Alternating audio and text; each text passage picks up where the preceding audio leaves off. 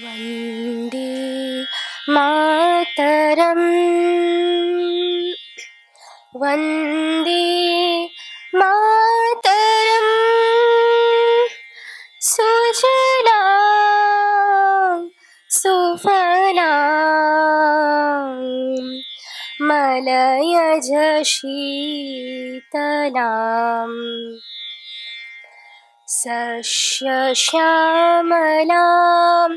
मातरं Vande Mataram शुभ्रज्योत्स्ना पुलकितयामिनी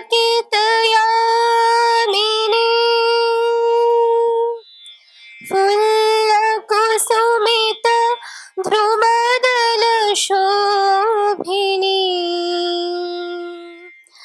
शुभ्रज्योत्स्ना पुलकितयामिनी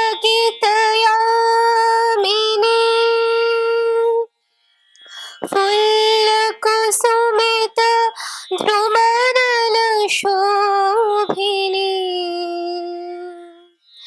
Suhasini सुमधुरभाषिणी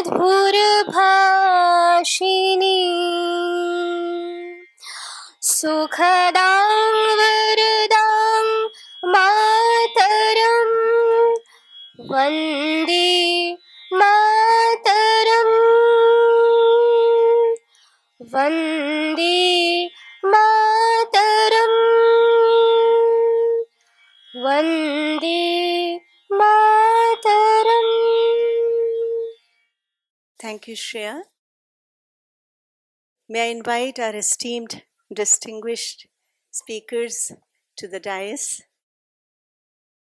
Honorable Director Professor Virendra Kumar Tiwari ji,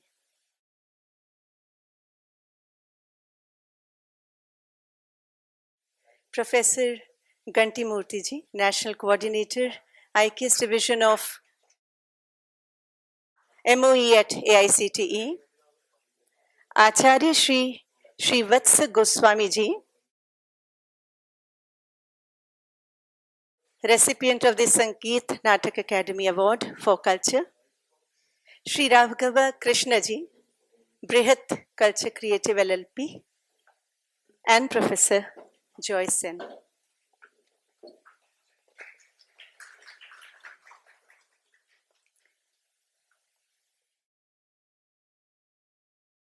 There's a popular misconception that India's knowledge is mostly restricted to disciplines that involves speculation and imagination. Nothing can be farther from the truth.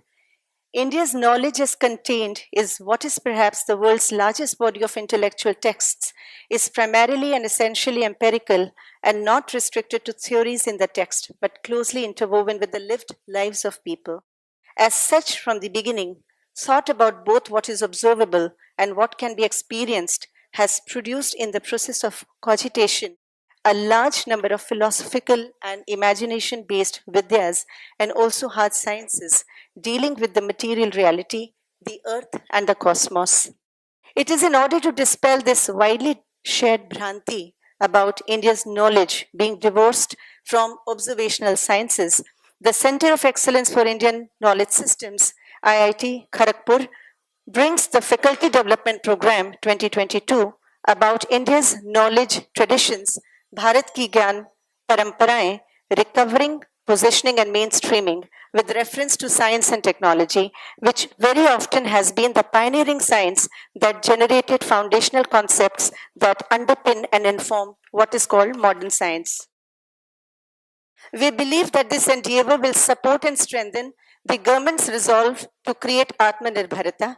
The program also is intended to bring the gap between the vision of an IKS-centered education espoused by NEP 2020 and the levels of awareness, preparation, and competency required to accomplish the same. This program is a step towards implementing the NEP 2020, adding spiritual power to the national education grid. The NEP 2020 envisions an educational system patterned on the lines of cultural and artistic heritage, scientific temper, and evidence-based thinking to a sense of aesthetics and art. Immersed in this spirit, we also present Rasanubhuti with the legends Srimati Kaushiki Chakrabarti ji and Ustad Amjad Ali Khan Sahab, who exhibit a continuing lifelong journey of such a Shiksha Jnana Padati. Lastly, the education system in India is not private. It has always had the long-standing legacy of contributions from the community members and all stakeholders coming together in many ways towards its sthapana. Who is not aware of Madan Mohan Malviya's appeal of Dana for the establishment of Banaras Hindu University, for which the poor and the rich, peasants and princes all came together with their might? The vision for this FTP is to get back to bringing the traditional heritage closer to our homes. While there is an urgency of transferring our cultural traditions to the next generation, it is also each one's responsible participation and contribution in transmitting these values to the present and future generations. This FTP is a call to every Bharatiya, a call to the nation to contribute their humble bit to the Honorable Prime Minister's call for Atmanirbhar Bharata, an inner impetus for anyone and everyone in rebuilding the neva of education. Each one's coming as one Sahuti in the pursuit of reclaiming Bharat ki Gyan Paramparaएं. May I invite Professor Joy Sen, Chairperson, Center of Excellence, for his few words. Shushagatam to Indian Institute of Technology, Kharagpur, under the bedrock of science and technology and the mother of IIT systems. It is indeed a great pleasure to have all of you, a very rich, esteemed panel of speakers and participants from different corners of our country to assemble here, to take up a mandate, to take up a responsibility, an immense responsibility, which is to place, to recover, to reposition, and to mainstream Indian knowledge systems within the entire pedagogy of Indian educational systems, Bharatiya education system.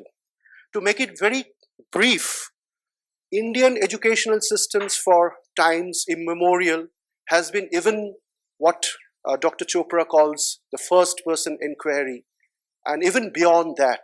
I'll just like to quickly recall the great works done by Professor Norbert Wiener in Massachusetts Institute of Technology, that was in 1930s, on cybernetics. And he said that if you're on cybernetics 1, that means there is a Cartesian divide between the person who is conducting the research and the research itself. That, in terms of inquiry, is known as the third person inquiry. And then we move on to the second person inquiry, which is some kind of a relationship between the researcher and the object of research, but still there is a gap. And then we move on to the first person inquiry, which Professor Wiener says it's the third order cybernetics. But Indian pedagogy does not stop here. And we have to move on to the fourth order cybernetics, which is actually the transcendental inquiry, where the researcher and the object of research merges as one single whole. And there's a heart-to-heart behavioral connection between the object and the subject. So this is a mammoth task. This is a methodological correction, and it's just not a correction, it's an expansion of the paradigm. It's not either or, but it's actually an expansion of the paradigm. And we at IIT Kharagpur, we have taken up the immense responsibility of humbly adding one or two steps towards the expansion of this paradigm, so that the entire construct of the FDP1, which was once taken up by the Sri Sri University in the year 2020, and then by the Rashram School of Public Leadership issued in the year 2021, is continuous, is sustained. And it's not only continuous and sustained as a duty, but also as an expansion of the spirit, which I just humbly attempted to emphasize. And today, here we are, under the great leadership of our director, Professor Virendra Kumar Tiwari. It was about almost close to 3 years back when the whole world was shut and nothing was happening, with Sir's presence and with the cooperation of many other professors, when everything was shut and everything was not even online, it had not yet started. We at IIT Kharagpur was able to open up India's first center of excellence in Indian knowledge systems. That was, it can only happen if there is a blessing straight from the divine. straight from the Supreme, in the words of Sri Aurobindo. And from that point onward, we have moved onward to this third in the making, which is FDP 3 2022, and the baton of which can be held each year by different higher education institutions, which is the HEI under the imperative of the National Education Policy, NEP 2020, the great vision laid out by our Prime Minister, Narendra Modi ji, and his entire galaxy of experts who provide the prodigy and the prudence to take forward the huge responsibility of recovering, repositioning, and mainstreaming the entire responsibility and the onus of Indian knowledge systems. So that's why we are here. The next 2 weeks, it's going to be intense. Everybody is aware of it. We have a galaxy of tremendously rebellious, prodigious, and powerful experts from all over the nation who have taken up the challenge to place Indian knowledge systems right at the center of the stage. To end with the words of India's foremost prophet reformer and the great saint Swami Vivekananda, he says, "A time shall come very soon in the destiny of humankind when the whole humanity will be surging to the mother of civilization, to the cradle of civilization, and to the epitome of civilization, which is Bharatvarsha." We hope and we pray to Almighty that this FDP 3 in the year 2022, staged by IIT Kharagpur, is just a humble and also a bold step towards this venture. Bande Mataram.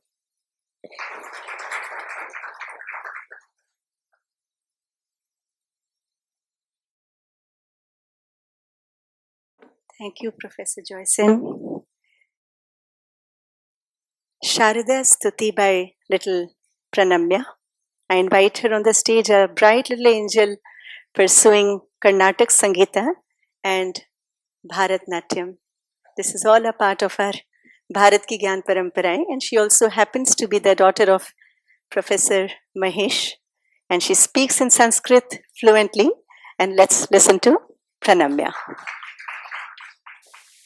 सभायै नमः। अहं शारदा स्तुतिं गायामि। सुवक्षोजकुम्भां सुधापूर्णकुम्भां प्रसादावलम्बां प्रपुण्यावलम्बां सदा सेन्दुबिम्बां सदा नोष्टबिम्बां भजे शारदाम्बा अजस्रं मदम्बा।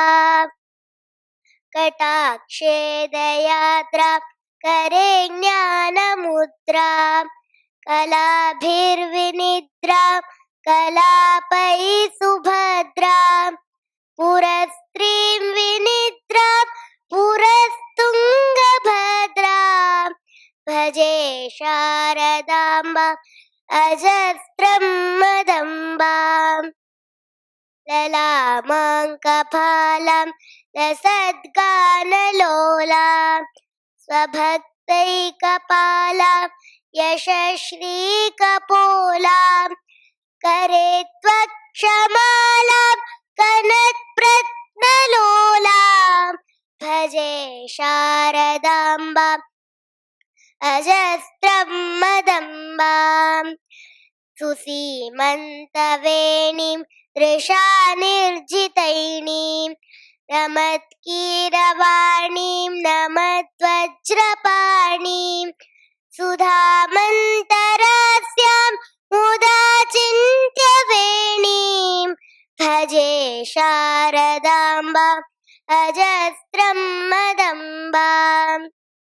सुशान्तां सुदेहां दृगन्ते कचान्तां लसत्सल्लताङ्गीमनन्त्यामचिन्त्यां स्मृतां तापसैः पूर्वस्थितां तां भजे शारदाम्बाम् अजस्रं मदम्बाम्। कुरङ्गे तुरङ्गे मृगेन्द्रे खगेन्द्रे मराले मदेभे महोक्षेधिरूढा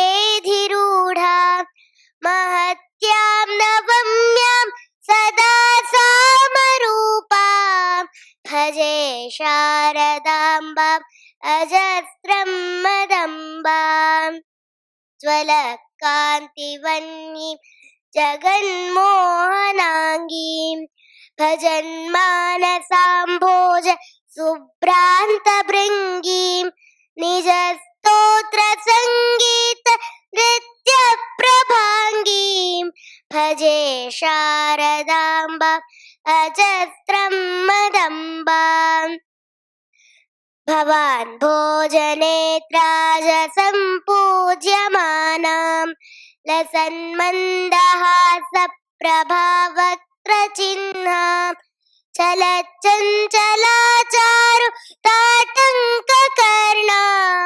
भजे शारदाम्बाम् अजस्रं मदम्बाम् भजे शारदाम्बाम् अजस्रं मदम्बाम् भजे शारदाम्बाम् अजस्रं मदम्बाम् धन्यवादः।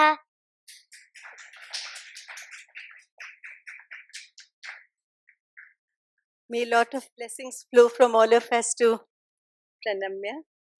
We also do the lamp lighting together in parallel. So I would request all our esteemed speakers on the dais to please proceed towards the lamp.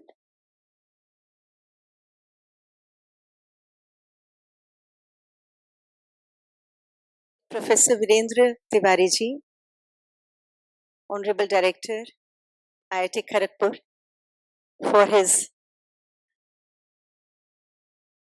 opening remarks. Over to Professor Virendra Tiwari ji. Good morning to all of you.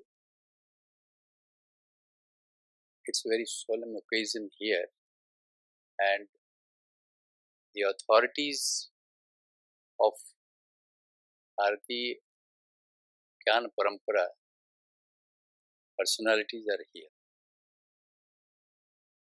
I feel very much blessed to be among them. Professor Joyson has already said that this Indian knowledge system was started in 2020 at IIT Kharagpur. In fact, if you go to the history of this country, you will get many things. First, universities, people from various places in the world came here, learned many things, went back and created their own as if the knowledge was not available here, it was created by those people. I don't want to elaborate further. We come back to this institute. In fact, many of you know that this institute started out of the prison cells that we always call, and we do have preserved these original cells, about 15, 17 of them, including the women's cells as well. I had seen the gallows as well when I was in, because I grew up in this campus, so I had seen those gallows as well. And in fact, out of curiosity, I went inside and then I wanted to know where the body goes after this is hanged.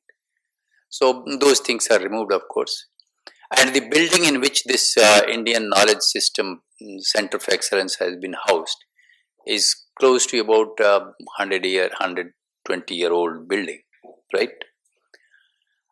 We want this building to be totally housed, and the knowledge should start from this building of everything that we talk of, what was there and because of what, because of which, because of the knowledge available in this world, we were known as Biswaguru.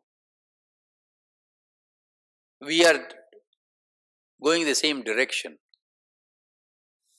Our Honorable Prime Minister has already given a clarion call that by 2047, when we will be completing 100 years of our independence, we will be Biswaguru. Various ways have been devised.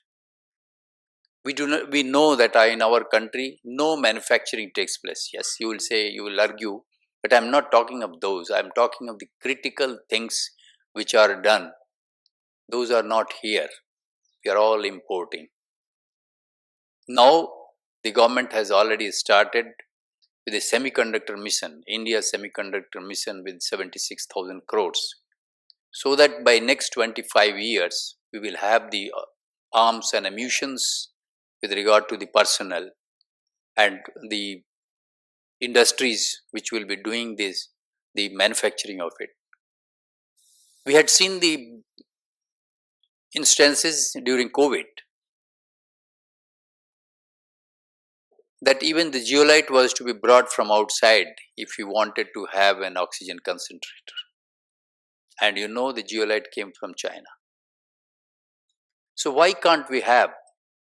I'm sure our chemists, if they orient their studies in that direction, we can always find out where zeolite exists and how we can create that and how we can make that for our use.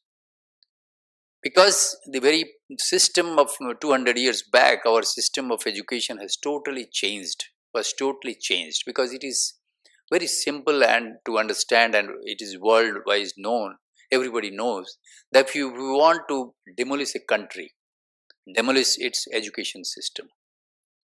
And that is what happened to us. We are all out of, we are all the beneficiaries of that system which was devised.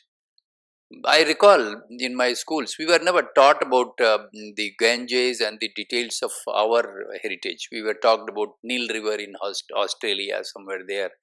And I still remember I used to ask my teacher, "Sir, ये Australia का हम क्यों पढ़ते हैं?" बोले, "चुप, जो कहते हैं रटो और नहीं तो फेल हो जाओगे." So I said that it's finally fine. So that time, this is what was the situation, what was given in the books. We were saying, I will not like to name, controversy will appear. We read about this man, that man, and so many things. We never knew. Of course, we knew a little bit about Rana Pratap, but nothing was told. How we were told a little bit about Jhansi ki Rani. हम लोग बोलते भी थे कि okay खूब लड़ी मर्दानी वो तो झांसी वाली रानी थी. But after that, nothing. The national education policy which has come today is in fact talking back of what was the Gurukul system at the age of 3 to 23. The government has given a plan, and it has not come just overnight. You must have heard that about 5 years or so it was on the web, it was under discussion, and across the globe people gave suggestions, and those have been taken, and now the policy is ready. And in fact, people in various countries are analyzing this as to what sort of policy they have given, how the holistic knowledge the students and the individuals will get out of this. We have heard, if you go through the Bhrigu Samhita, I think all the experts are here, they will tell us what was not available in this country. Akhand Bharat, when it was there, of course, we have now cut from one location, other location, and now we are in a different time zone, which is given in the graph or the map of our country. But during that period of time, we had everything. We knew which material is available. We knew what is the best way of fixing or welding. There was no question of welding, but there was a concept of weld between the materials of the ship. Those ships were going through water and no rusting took place. What was the material at that time?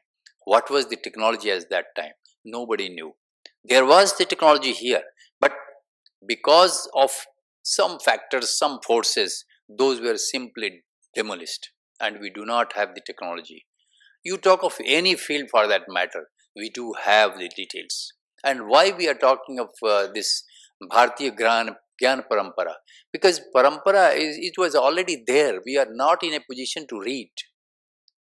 People who came from outside, they immediately went back and wrote in their books, and things came up, and after that we have followed the same thing. We never knew that before Newton, there was already written that what is the those sutras already written. It is there. I think Kharagpur, IIT Kharagpur was earlier also involved in some sort of renovation in the Sun Temple. And I can tell you that we are still to follow that our design and the material which we are now adding up is going to fall in next 3 to 4 or 10 years maximum. But what is there which has been demolished at many times, it's still not being demolished. I had gone to Maharashtra and see the temples of some of the murtis were simply cut, but they could not remove it totally. It is still there. So what was the technology? What was the methodology by which they created things of one stone? That means the architecture was much better, the knowledge of the tools were much better. Those tools, whether diamond tools or platinum tools, what were they used so that they could cut by one, how they created that. If we go to Golconda fort, there you see that gives sound and then you can hear from such a long distance. If you go to Lal Killa, you will find that outside it is hot, and when you go inside it as if it's air conditioned. Now, what was the technology? What was the architecture? I had gone to this place, Nalanda. The width of the thickness of the wall between one room to another room was 8 feet. I cannot imagine the size of the bricks which have been designed, and it is there in the standards of our books, which I have also read here in civil engineering. People taught us that standard doesn't exist. In fact, go there and see about 20 inches in the side of the brick. And still, if you look at those bricks, you will find the material of construction and the timing and the amount of heat to be given. I think we will have to investigate and find out what was that. So I think tremendous, maybe this 25 years, which there is a clarion call of the Honorable Prime Minister, we are now pushing things to understand. We are not going to contest somebody. People say many things, but we want to see and check what was there. We are trying. We know that in Germany, 16 universities Sanskrit is being taught. Why? This beautiful girl, small girl, so nice. We appreciate all. She has learned Sanskrit. That is, in fact, these people we have to teach Sanskrit, and had Sanskrit been the language so far, we would have unearthed all the information which is available in the Vedas and Adu. And we could get our PC Ray. He talked of Hindu chemistry. What he meant by Hindu chemistry in those days, nobody bothered about that. Nobody talked what is that Hindu chemistry. We read chemistry, but nobody told me what is Hindu chemistry. And we never bothered about the Nobel laureate, the awards and all that. We had great scientists who simply answered, okay, do this. I still remember somebody telling me that when it was to Jesse Ghosh or Meghnad Saha, somebody asked that, okay, I'm not getting the color of this. He said, "Bhai, Gangar jal dekh to diye de, thanda," and immediately he got the color. Now, it was the temperature of that water. He meant the temperature of that water that okay put, or the salinity in that water, possibly like this. But he never bothered. He knew what he is telling. So the knowledge which has been passed from one generation to second generation was more of mouth to mouth and less of writing. That is the one weakness possibly. But they thought that no, that was their IPR. That was their way of preserving the IPR. So we have to respect that part. And now, with the technology so far coming, we are talking of artificial intelligence and machine learning. You see, I was just talking yesterday to a person, in fact, in my interview, I just asked that, can you predict the way the lawyers, now we have crores and crores of cases lying in the Supreme Court as well as in other courts. Can you predict the way our human brain does? He said, sir, no, 10%, 15% error will be there. That who will accept that? We will not accept. If I am the victim, I will not accept that, no, your AI has given this thing. No. In fact, in order to create, human brain requires 25 watt power. In order to create a human brain machine, you require 85,000 watts. Now, imagine how much of power you create for a machine to learn exactly like human being. But that also, it will not have the cognitive and the emotional way of looking at any problem. You will not have that. So therefore, whatever we may say, the information which are available, I think let us try to unearth, and next generation, we will be going away, but next generation will learn maybe next 100 years or so, we will get back what was 5,000 years back. And the things have started now. The acharyas and other great people who have come here, the FDB program is very well set, and we want that more and more people should learn about this and then disseminate the information. We have dearth of people. The way we have dearth of in schools, actually, when we are talking of a good school education, there you must have seen that the students are going for coaching separately, and in the school that's not happening. So now the government has taken an integrated teacher education program, so that through what national level after class 12 these students will be picked up and they will be put in IITs and central universities, good places, so that they can come out as very good teachers of physics, chemistry, maths, English, humanities, geography and all that. So that the higher standard, that's what the government thinks, that by 2030 they will have about 25,000 good school teachers. Then because the whole foundation is made over there. So similarly with this FDF program, I'm sure the people who have come, I welcome them. I congratulate them for this particular program. I am very happy. I welcome all the acharyas and other teachers who have come from various parts of the country and who will be coming, because it is going to be for up to 8th of December. So I welcome each one of them. I hope if I get an opportunity to meet all of them once and learn from them something, I'll be blessed. So with this, I welcome each one of you, and I hope that this program will go a long way in starting more and more FDPs. And IIT Kharagpur, being the mother of IIT, as Professor Sen said, will definitely go a long way and so to the world. So to the world. This was the first IIT of the world, and this IIT will show that we are the torchbearers. We are the first in many things. Of course, when you see the campus, you will know. So with this, I welcome each one of you and hope that this program, with the leadership of Professor Sen, all the faculty members who have joined, we will have more and more faculty members. We will have more and more good teachers, maybe online, physical and all that, so that we grow and we are able to share the knowledge which we learn from them and which we give to others and they will give to somebody else. With this, I thank you very much. Best of luck. Jai Hind. Thank you, Professor Tiwari. I think that was a beautiful impetus for all of us to go back to the yesteryears and see what was done at that time and take it forward in this current time. Thank you. Thank you so much for your blessing, sir. Ek Omkar Satnam Karta Purak Nirbhav Nirbhay Akal Murat. This soothing chant is the first composition of Guru Nanak Dev Ji. The sacred scripture Guru Granth Sahib begins with this mantra, and it appears more than 100 times throughout Guru Granth Sahib. Ik means one, God is one. Omkar means omnipresent, God is everywhere. Satnam means truth, His name is truth. Karta Purakh means one who is the doer, God is the one who does everything. Nirbhav means one who is not afraid.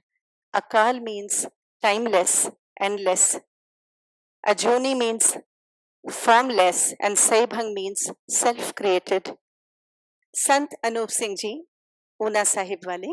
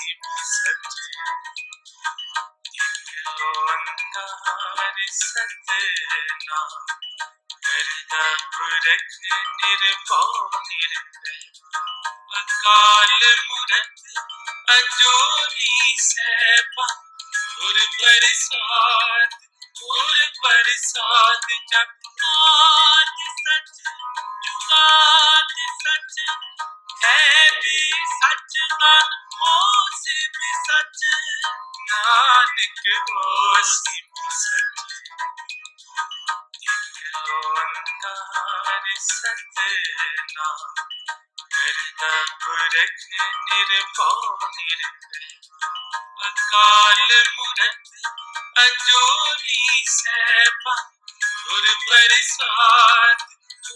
प्रसाद जप आदि सच जुगाद सच है भी सच मन होश भी सच नानक होश भी सच ओंकार सतनाम करता पुरख निर्भव निर्भय अकाल मूरत अजूनी सैभा गुर प्रसाद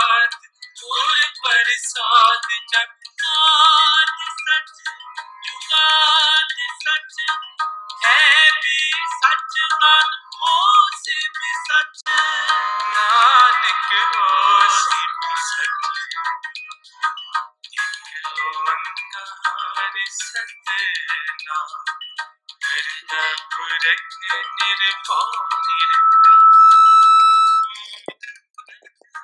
अजूनी सैभा गुर प्रसाद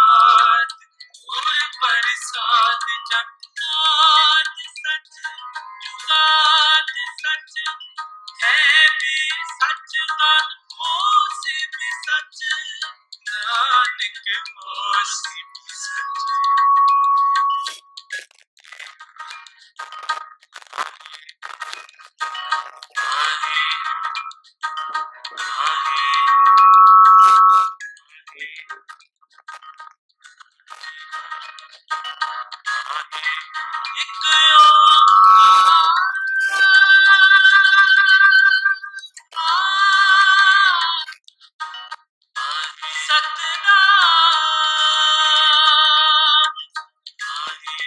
करता पुरख निर्भव निर्वैर अकाल मूरत अजूनी सैभा गुर प्रसाद जप आदि सच जुगाद सच है भी सच नानक होश भी सच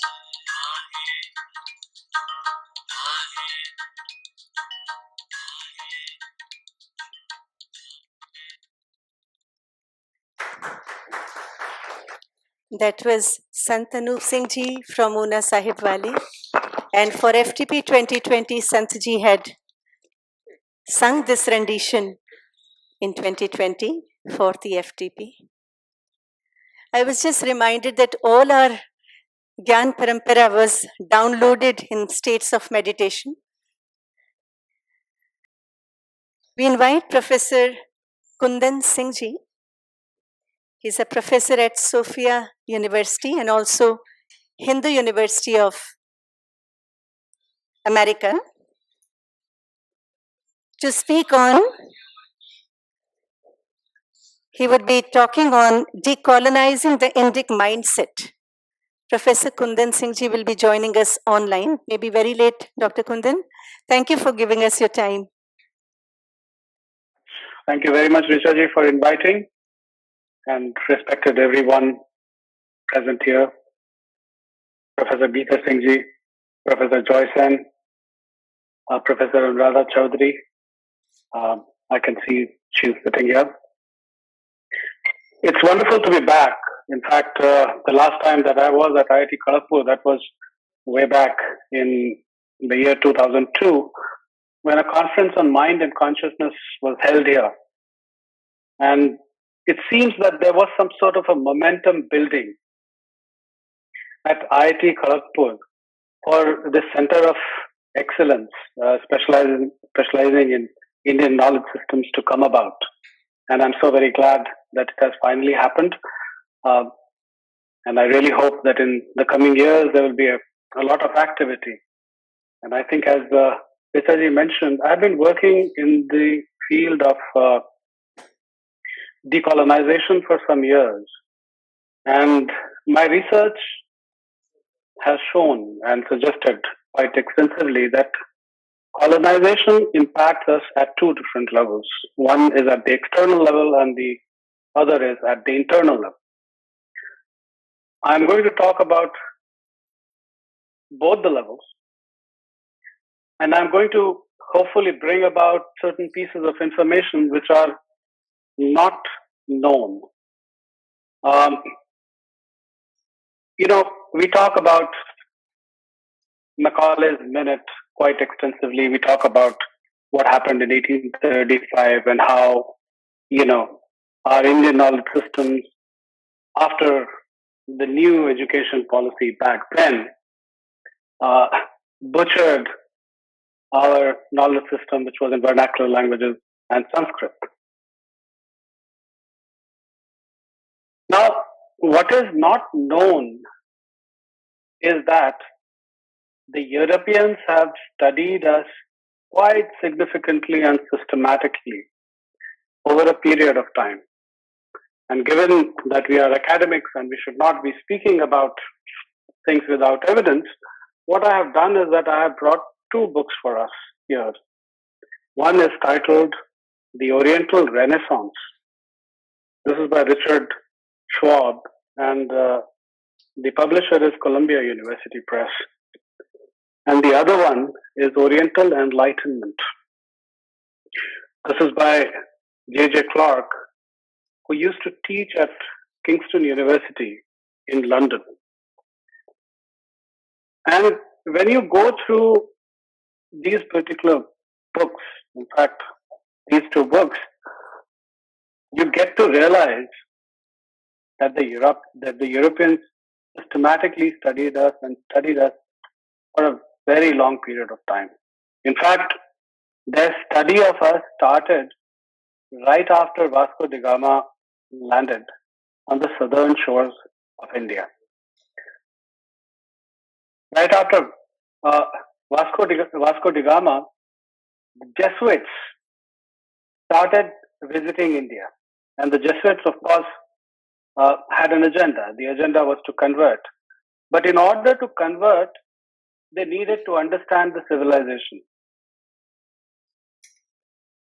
And while they were studying and understanding the civilization, they took a lot of books along with them back to Europe. The Vatican has not declassified those documents. The Vatican has not declassified the books that were taken by Jesuits from India to Europe. And there are times when you connect the dots, then certain things begin to emerge. Very soon, you will be having Professor M.D. Srinivas talk about Indian mathematics. It is well known now that between 1350 and 1500, Kerala School of Mathematics had developed calculus quite significantly. All the theorems of calculus were developed by Kerala School of Mathematics. Now, 1600 onwards, in Newton and Leibniz, you have calculus emerging. The question here is there a connection? Connections like these haven't really been explored. And as I told you that, these two books, the Oriental Renaissance and Oriental Enlightenment, they give a detailed account of the people who were studying the Indian tradition and the Indian text. But I would still say that this is just sketch, a rough sketch. These two books basically tell you the names of people who were studying the Indian tradition. But how the ideas have got transferred, from India to Europe, that is a story which has not been untold. But before I proceed with my presentation, I want to read something out from the Oriental Enlightenment. This is on page 5 of the book, and J.J. Clark, he makes the agenda of writing this very book very, very clear. He says, my book, and please listen to this very carefully. I'm going to go about this very, very slowly. He says, my aim in this book is to try to alter such perceptions and to show that throughout the modern period, from the time of Renaissance onwards, the East has exercised a strong fascination over Western minds and has entered into Western cultural and intellectual life in ways which are of considerably more than passing significance within the history of Western ideas. He proceeds further, saying, I shall suggest that the information flowing westwards from these cultures has provided not merely an entertainment and distraction, a sort of exotic time out, as is often supposed, but also an instrument of serious self-questioning and self-renewal, whether for good or ill, an external reference point from which to direct the light of critical inquiry into Western traditions and belief systems, and with which to inspire new possibilities.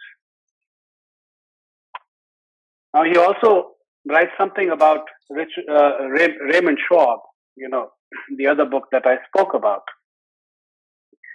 Schwab believed that the introduction of Indian thought into Europe from late 18th century onwards and its integration into the cultural and philosophical concerns of the period amounted to a cultural revolution of the same order as that of Renaissance of 15th century Italy, and that the revival of an atmosphere in the 19th century brought about by the arrival of Sanskrit texts into Europe produced an effect equal to that produced in the 15th century by the arrival of Greek manuscripts and Byzantine commentators after the fall of Constantinople. Now, there are two things involved here. It is ironical, and at the same time, it is good that that the Westerners are talking about, because now no one can lay a charge that there are some Hindutva people involved in nationalistic activities trying to revive India. I still would want the focus on the audience. I don't want to be looking at my face. It spaces me out. Please try and understand. So please don't direct the camera to me. So so what I wanted to tell you was that after Asiatic Society was established in 1784 by William Jones, there were swaths of texts that were actually translated and they were taken to Europe. The texts that were translated by the Asiatic Society were picked up by the German Romantics, and the Germans have studied our texts for good 125 years, quite systematically. And what you get from these two gentlemen, J.J. Clark and Raymond Schwab, is that the interest of these scholars were not peripheral. They were central to the Western intellectual pursuits. And these influences have significantly, I'm laying emphasis on this, have significantly transformed the European society. This saga has to be, it has to be told, deep systematic research. And for this, there are a couple of things that are important. And both these things will have to be put in a dialectical relationship. One is that we will need to understand quite thoroughly what our ancestors over a period of time have developed. The second thing is that we will have to master Western knowledge systems. It is only then that we will be able to figure out how Western intellectual scenario got transformed or changed over a period of time. You know, what was happening to these Vedantic and Buddhist ideas that were entering Europe? At this point in time, we peripherally know that Nietzsche, I'm just giving you an example, was inspired by Buddhist teachings. And if one is familiar with the Buddhist teachings, if one is familiar with the deconstructive techniques that are involved in the Buddhist tradition, you will be able to very quickly and clearly find out the influence of Buddhist ideas on Nietzsche. Let me give you another example. The discipline of psychology emerged in Germany in 1879 through the hands of William Wundt.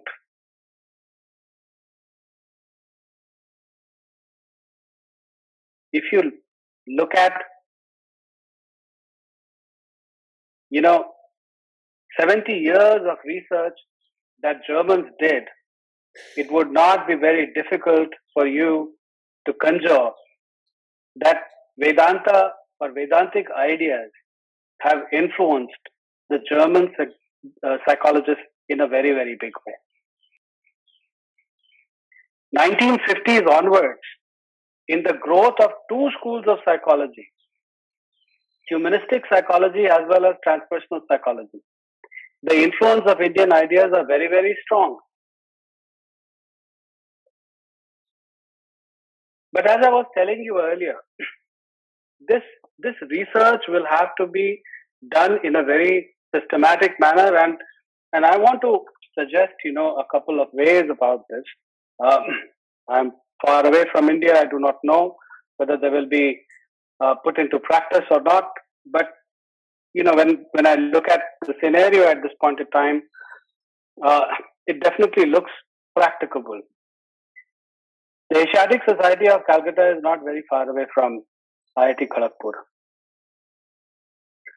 It would be great if the Center of Excellence is able to get into partnership with the Asiatic Society of Calcutta, and we start looking into the texts, that were translated. I actually want to go back to William Jones. Before William Jones established Asiatic Society, he had an agenda, and he writes about this agenda, and it's very important for us to become familiar with this agenda. And this is, and this agenda is actually mentioned in this much celebrated book by Edward Said called Orientalism. What does Edward Said write about William Jones?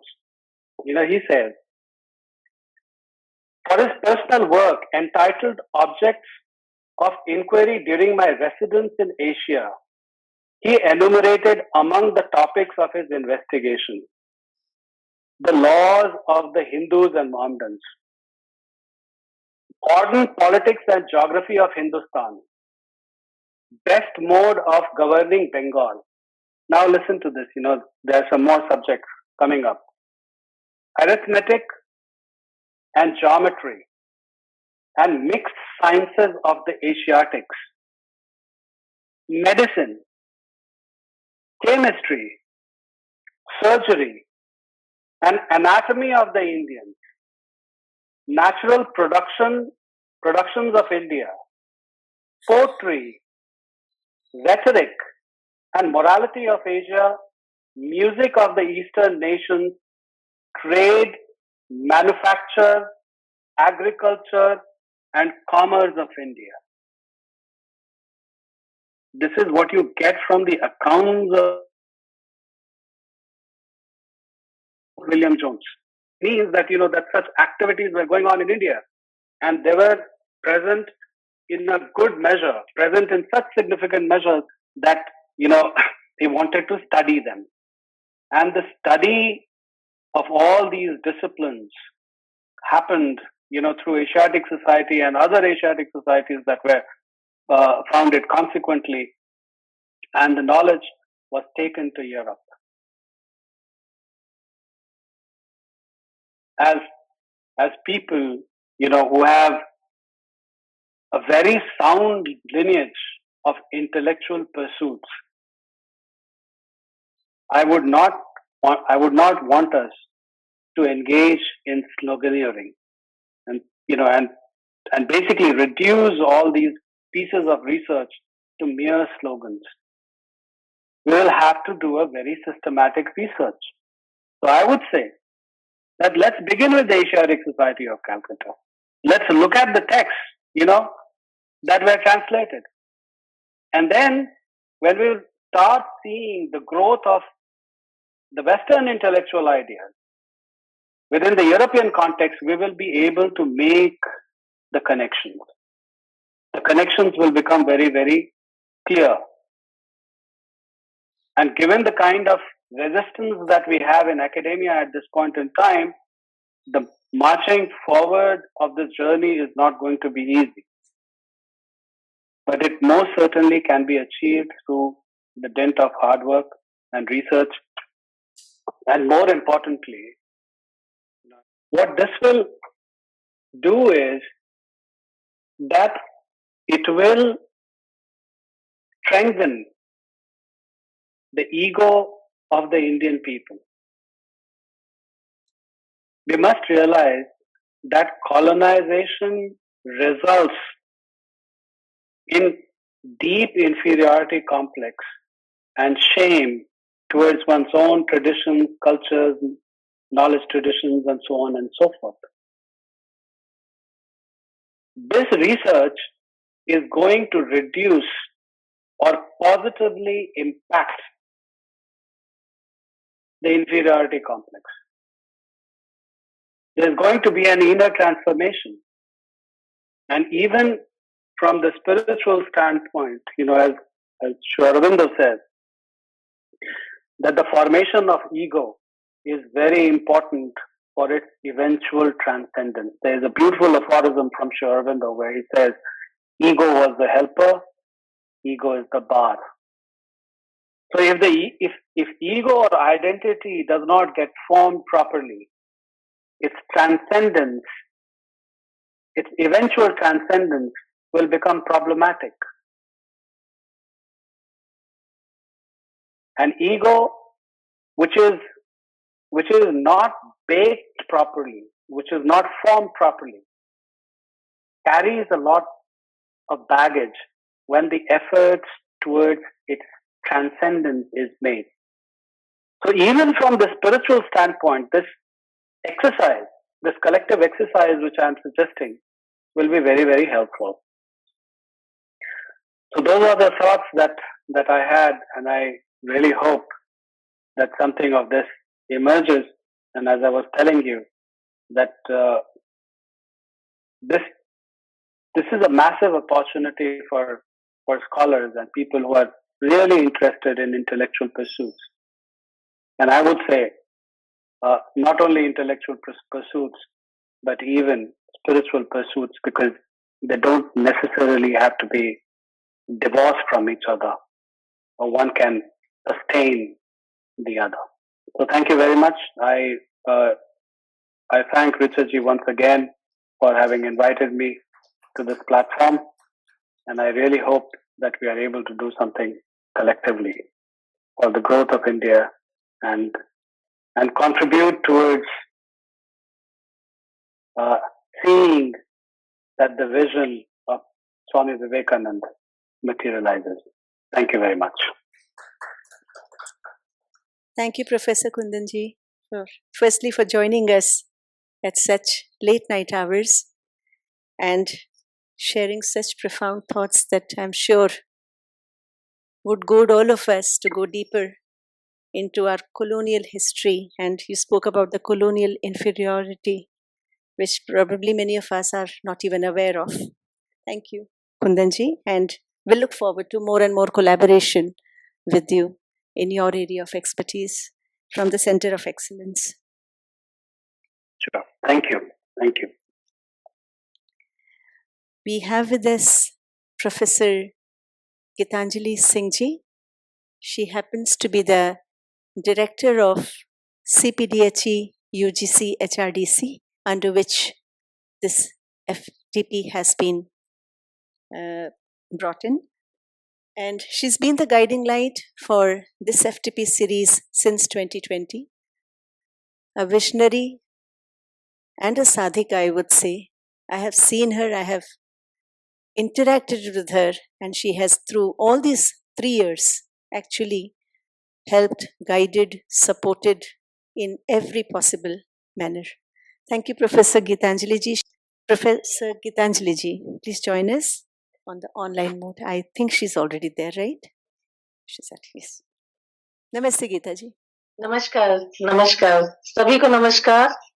और मैं क्षमा चाहूंगी कि आज इतने सुखद क्षणों में मैं आभासी माध्यम से जुड़ रही हूँ, लेकिन बहुत मन था कि आप सबके मध्य रहती और आज इस कार्यक्रम का आनंद मैं आप सबके साथ बैठ के ले पाती।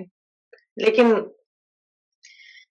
तो यह जो कार्यक्रम है आज, इसका प्रारंभ एक महायज्ञ कहूंगी मैं इसको, क्योंकि बौद्धिक आत्मनिर्भरता की बात हम यहाँ कर रहे हैं और इस बौद्धिक आत्मनिर्भरता के इस प्रारंभिक आहुति सत्र में कहूंगी मैं कि प्रारंभ है ये, और ये पिछले कई वर्षों से ऋचा जी के माध्यम से या देश भर में जुड़े हुए बहुत से ऐसे, कहना चाहिए कि बौद्धिक योद्धा, जिन्होंने इस विषय की आवश्यकता को महसूस किया और एक प्रवाह में मैं देख पा रही हूँ कि सामने IKS से जुड़े हुए प्रोफेसर घंटी मूर्ति जी हैं, अनुराधा जी हैं और आचार्य श्रीनिवास गोस्वामी जी हमारे मध्य हैं, और आज के इस अवसर पर प्रोफेसर कुंदन जी को मैं अभी सुन पा रही थी।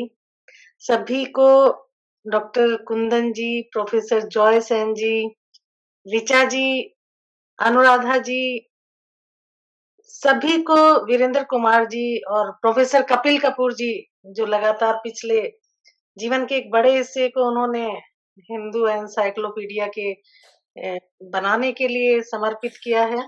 मैं सभी को बहुत बहुत शुभकामनाएं दूंगी, विशेषकर IIT खड़गपुर, जो अपने आप में एक बहुत बड़ा नाम है, और IKS जो भारत सरकार का भारतीय ज्ञान परंपरा को लेकर एक चिंतन के प्रवाह में सम्मिलित है, और इन विषयों को किस प्रकार, जो हम कभी विभ्रमित कर गए थे, उनको किस प्रकार हमारे शिक्षकों के द्वारा, हमारी जो आने वाली युवा पीढ़ी है, और हमें एक ऐसे सुषुप्त अवस्था से जागृत होने की आवश्यकता है वास्तव में। और ये जो बौद्धिक आत्मनिर्भरता, एक बहुत ही सुंदर विषय दिया गया है कार्यक्रम को, और भारतीय ज्ञान परंपरा की उन थातियों को ढूंढने का प्रयत्न IIT खड़गपुर के इस प्रांगण में, देश भर में, विश्व भर में जाने वाला है। मैं इस कार्यक्रम के सभी संयोजकों को बहुत बहुत बधाई देती हूँ,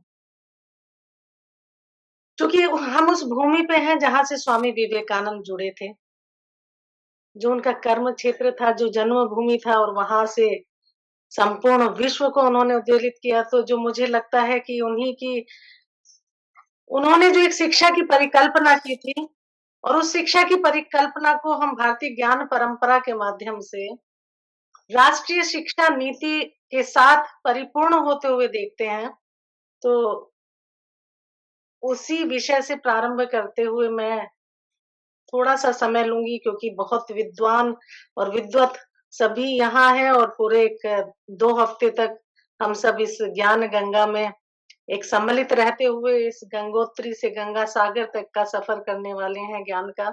तो इस महाआहुति में मैं ये कहना चाहूँगी कि जिस व्यवस्था के माध्यम से संस्कृति और सभ्यता और युगों-युगों से संचित ज्ञान को नई पीढ़ियों को संप्रेषित किया जाता है, उसी को वास्तव में शिक्षा प्रणाली कहा जाता है। और यहाँ के तक्षशिला, नालंदा आदि विद्यापीठ विश्वविख्यात थे, ये हम सभी जानते हैं, हमने पढ़ा है और हम निरंतर सुनते आ रहे हैं कि जब उनमें आग लगाई गई थी तो कई-कई महीने तक वहां से धुआं उठता रहा था, अग्नि जलती रही थी, तो क्या हमारी थाती रही हो। विदेशों से पूरे संपूर्ण विश्व से यहाँ विद्या एकत्र करने छात्र आते थे, लेकिन विगत लगभग हम सभी जो यहाँ वक्ता हैं उन्होंने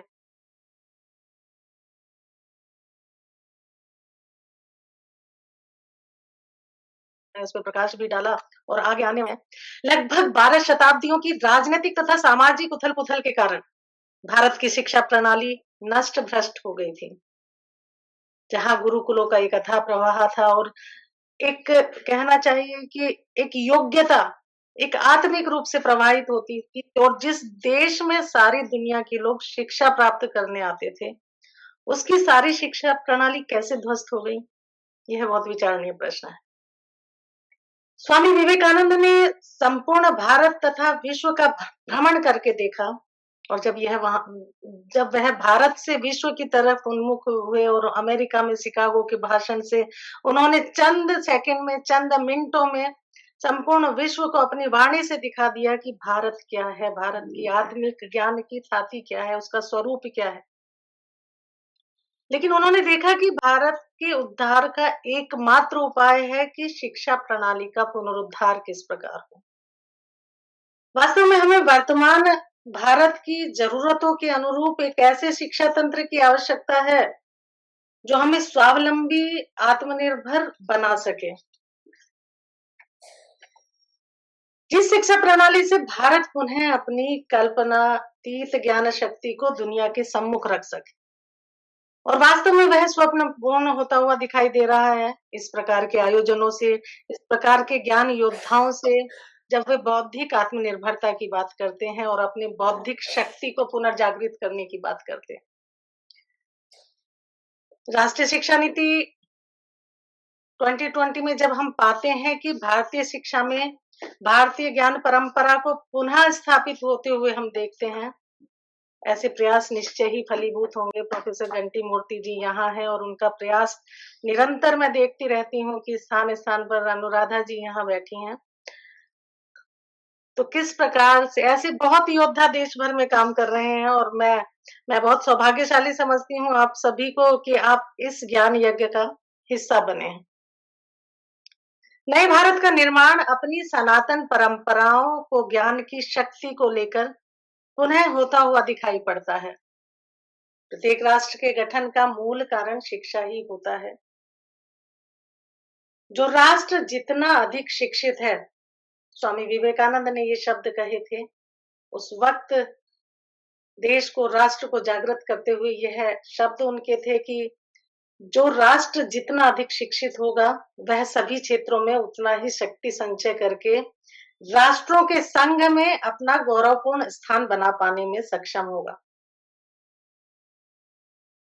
शिक्षा के आदर्श तथा उद्देश्य के विषय में स्वामी जी ने ही कहा था कि education is the manifestation of the perfection already in a man. उस पूर्णता की अभिव्यक्ति को शिक्षा कहते हैं जो पहले से ही सभी मनुष्य के अंतर में स्थित है। वास्तविक शिक्षा वही है जो मानव प्रकृति के अज्ञान आवरण को दूर करके उसकी पूर्णता के विकास में सहायक हो सकती है। और इस दृष्टिकोण से शिक्षा के आदर्श को देखने पर ही हम जान सकेंगे कि भारत के आध्यात्मिक आदर्श आज भी विश्व के अस्तित्व के लिए कितने आवश्यक हैं। और यह सब हम अभी पिछले कुछ समय पूर्व ही देख पाए हैं कि संपूर्ण विश्व जब एक ऐसी त्रासदी को झेल रहा था, तो भारत ने ही विश्व को वह दृष्टि दी कि जो एक शक्ति उसे प्रदान कर सकता था, जो एक उसे राह दिखाता था। मैं कोविड की उस भीषण त्रासदी की बात कर रही हूँ, जब संपूर्ण विश्व एक अवसाद से गुजर रहा था, लेकिन एक भारत एक शक्ति के साथ इस प्रकार खड़ा हुआ था कि यहाँ का प्रत्येक छोटे से छोटा और बड़े से बड़ा उस त्रासदी को झेलने में पूर्ण सक्षम था और पूर्ण दिशा देने में भी तत्पर था। आज जो हम स्थिति चारों ओर देखते हैं, या यूं कहो कि पराभव के कुछ कण को अपने चारों ओर बिखरे हुए पाते हैं, उसका क्या कारण था? उसके लिए केवल विदेशियों को उत्तरदायी मानने से काम नहीं चलेगा। उसके लिए अधिकांश मात्रा में हम स्वयं भी जिम्मेदार रहे हैं। हम ही लोगों ने अपने भाइयों तथा बहनों को सनातन आध्यात्मिक आदर्शों से दूर रखकर उन्हें परमुखापेक्षी, दुर्बल तथा आत्मविश्वास से रहित बना दिया। श्रद्धा तथा आत्मविश्वास ही मनुष्य को शक्तिशाली बना सकते हैं, और इसे स्वामी जी की भाषा में मैन मेकिंग एजुकेशन कहा जाता है। सच्चा मनुष्य गढ़ने का एक उत्कृष्ट उपादान है शिक्षा। परंतु इसके साथ ही यह भी देखना होगा कि भारत की शिक्षा केवल धर्म शिक्षा में ही सीमित ना रह जाए। यह उस वक्त स्वामी विवेकानंद ने कहा था, जब अब से लगभग 125 वर्ष पूर्व एक राष्ट्र को यदि जीवित रहना है, यदि दुनिया के साथ कदम मिलाकर चलना है, तो उसे बाह्य जगत के साथ सारे संबंधों को तोड़कर केवल अपने सीमित दायरे में बैठे रहने से ही काम नहीं चलेगा। स्वयं के विस्तार के साथ सर्वांगीण कल्याण के लिए प्राच्य तथा पाश्चात्य, वेदांत तथा विज्ञान का सम्मिश्रण कर एक समन्वय की आवश्यकता है। लेकिन वह समन्वय किस प्रकार हो, उस दृष्टि को समस्त शिक्षकों को उस बीते हुए कल को ध्यान में रखते हुए, अपनी सनातन परंपराओं को पुनर्जीवित करते हुए, और आनो भद्रा क्रंतो विश्वतः की उस भाव के साथ कि संपूर्ण विश्व से जो अच्छा है हम उसे ग्रहण करेंगे, किंतु जो हमारा अच्छा है हम उसके ऊपर भी गर्व करेंगे। उस भाव की आवश्यकता है, उस शिक्षा की आवश्यकता है। चाहे एक छोटी चींटी हो अथवा स्वर्ग के देवता, एक बहुत महानतम व्यक्ति से तात्पर्य है। हम में से प्रत्येक के भीतर एक अनंत ज्ञान का एक अथाह भंडार है। इस भाव को जीने की आवश्यकता है, और व्यक्ति उसका आविष्कार मात्र करता है। ज्ञान मनुष्य में अंतर्निहित है, और कोई भी ज्ञान बाहर से नहीं आता। यह भारत की सनातन धाती ने बार बार हमें समझाया है, बार बार हमने उसको समझा है, लेकिन फिर उसे पूर्ण प्रकाश के साथ जानने और समझने की आवश्यकता है। हम जो कहते हैं कि मनुष्य जानता है, उसे ठीक ठीक वैज्ञानिक भाषा में कहें तो वह आविष्कार करता है।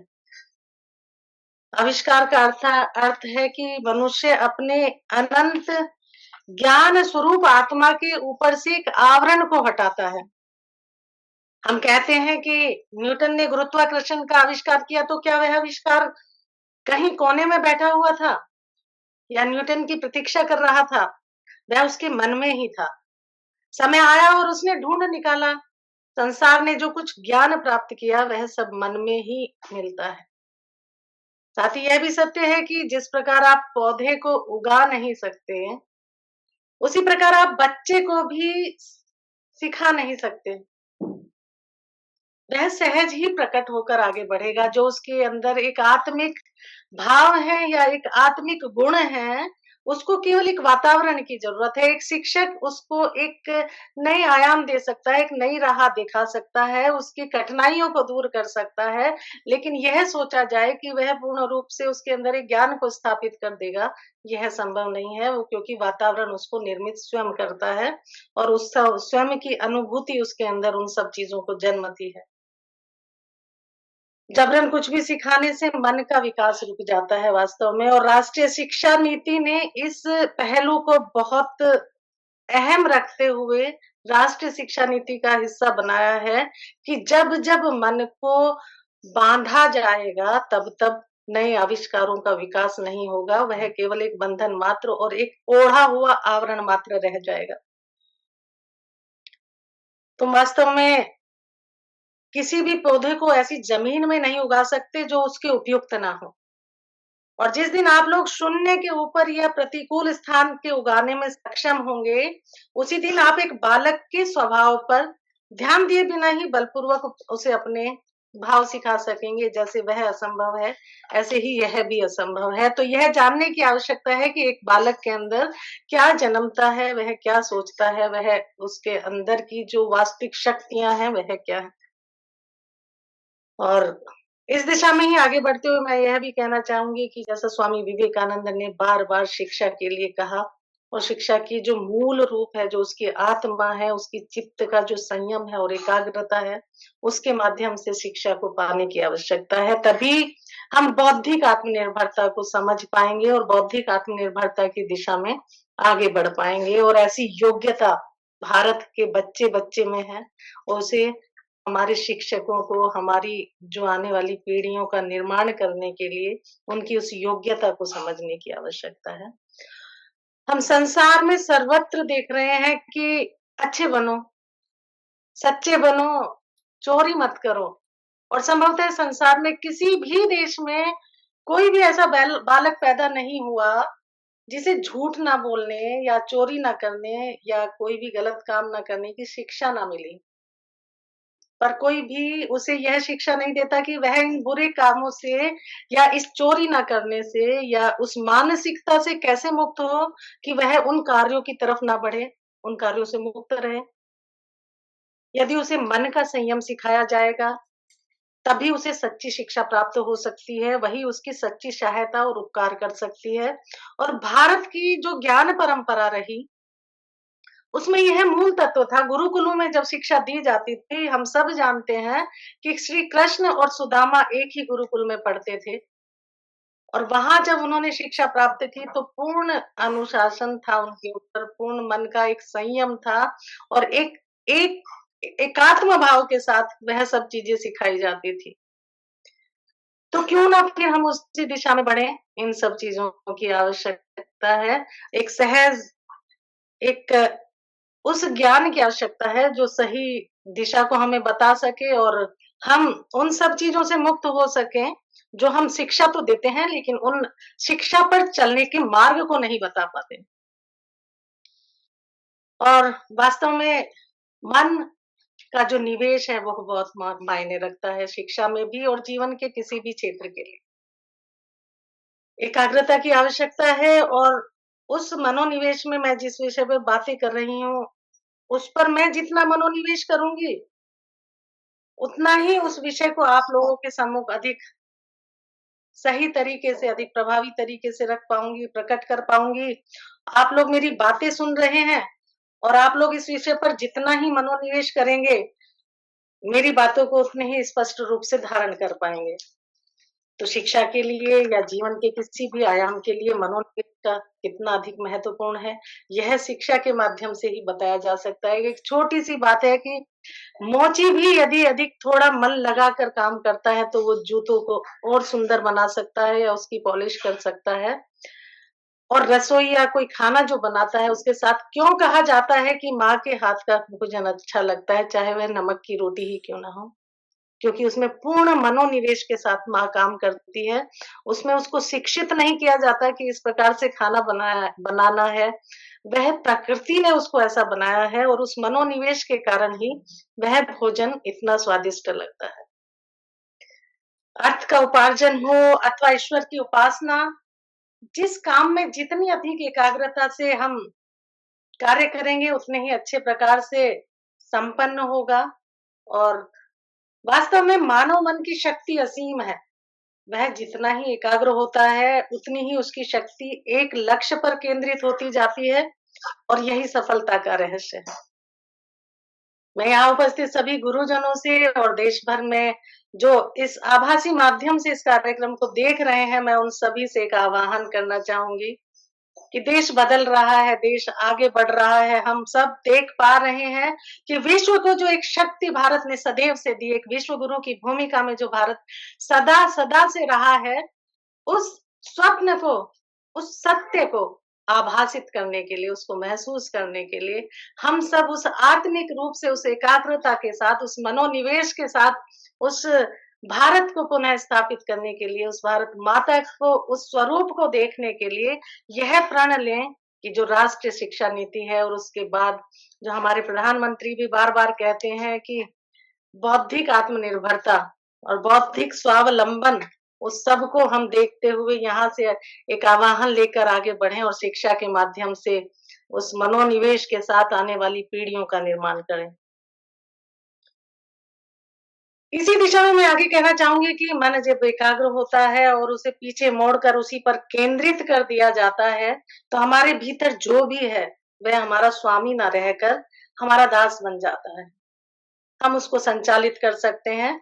जैसे कि यूनानियों ने अपने मन की एकाग्रता को बाह्य संसार पर केंद्रित किया और उसके फल स्वरूप उन्होंने कला, साहित्य आदि में पूर्णता प्राप्त की।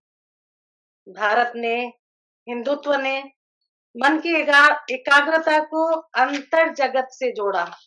हम सब जानते हैं कि आध्यात्मिकता भारत का एक विशेष पहचान है और आत्मा के अगोचर क्षेत्र पर केंद्रित किया और इसके फलस्वरूप योग शास्त्र का निर्माण किया।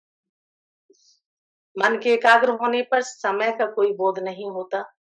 सारा समय मानो एकत्र हो, वर्तमान में एकीभूत हो जाता है और इसलिए कहा जाता है भूत, वर्तमान और भविष्य कर कितना एकीभूत होते जाते हैं, मन उतना ही एकाग्र होता जाता है।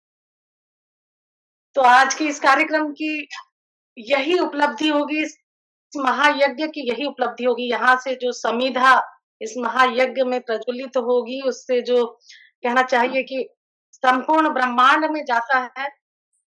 हमारे यहाँ यह कहा जाता है कि हवन के अंदर जो आहुति दी जाती है वो ब्रह्मांड के संपूर्ण आवरण को प्रभावित करती है और वो सब तक पहुंचता है।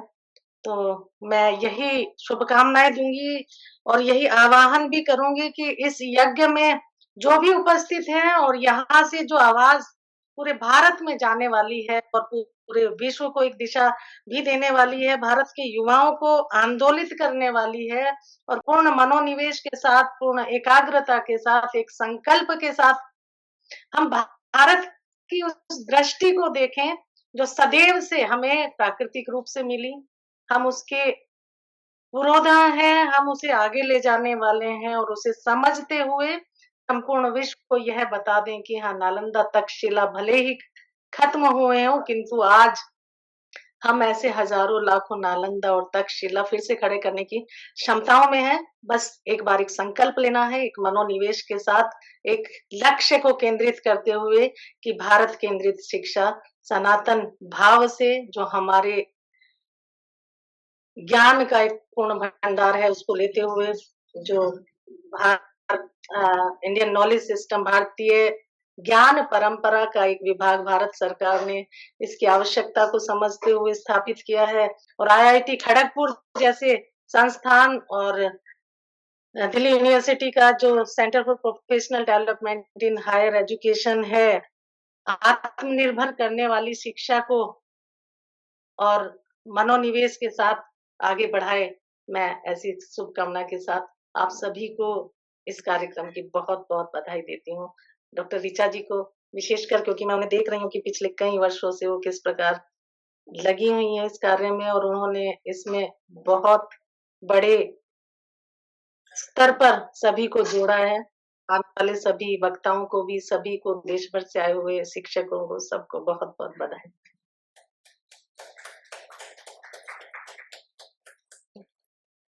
धन्यवाद गीता जी।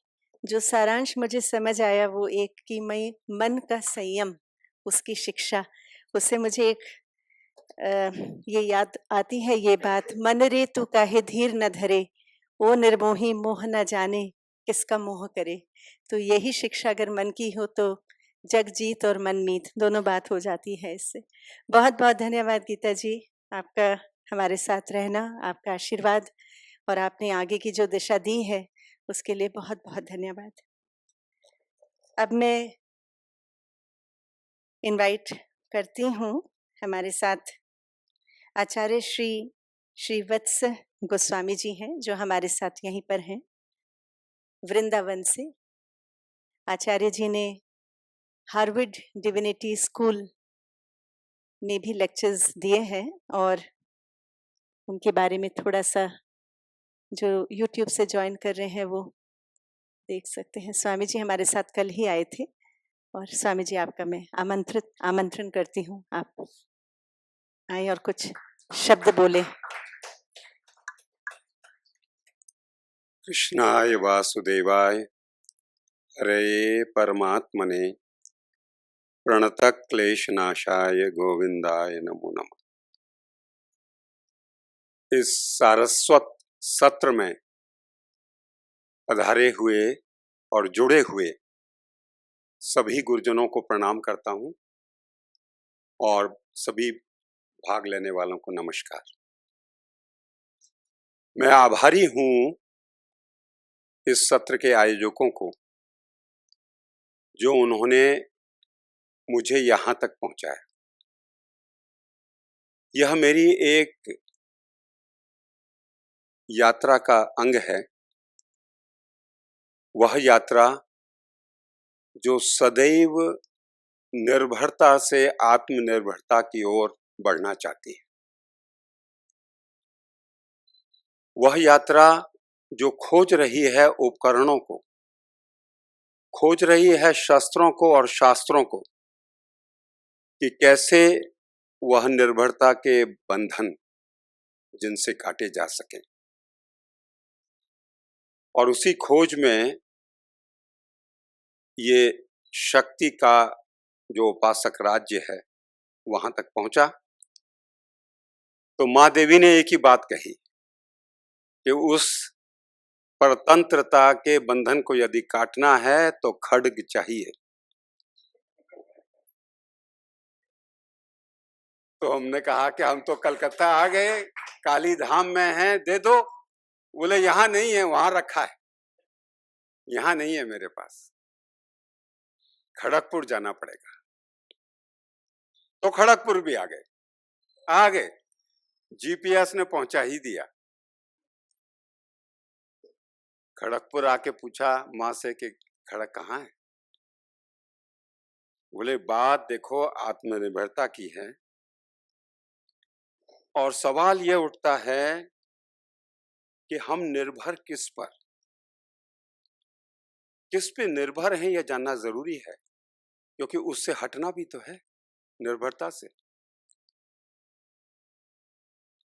कहीं हम तंद्रा से निर्भर पड़े हैं तो निर्भर रहे आएंगे, किंतु निर्भर को हम जब जान लेते हैं और अपने से अलग समझ लेते हैं तो हमें किससे हटकर और आत्मनिर्भर होना है, स्वयं पर कैसे टिकना है, कैसे टिकना है। तो सवाल यह आएगा कि हम स्वयं क्या है, आत्म है क्या, जिसके ऊपर हम निर्भरता की याचना कर रहे हैं, खोज कर रहे हैं, जिज्ञासा कर रहे हैं, प्रयास कर रहे हैं। तब देवी ने कहा खड़गपुर में भी वहां जाओ जहां स्वयं को, आई को प्रॉपरली इंक्वायर करने की टेक्नोलॉजी जहां पर है, IIT।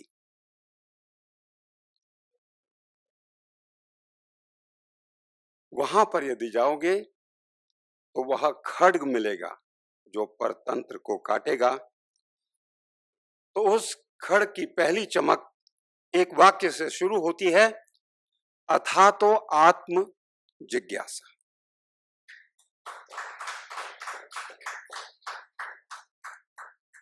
और स्वपक्ष को समझने हेतु हमको परपक्ष को जानना आवश्यक है, ऐसा भारतीय ज्ञान परंपरा ने सिखाया है।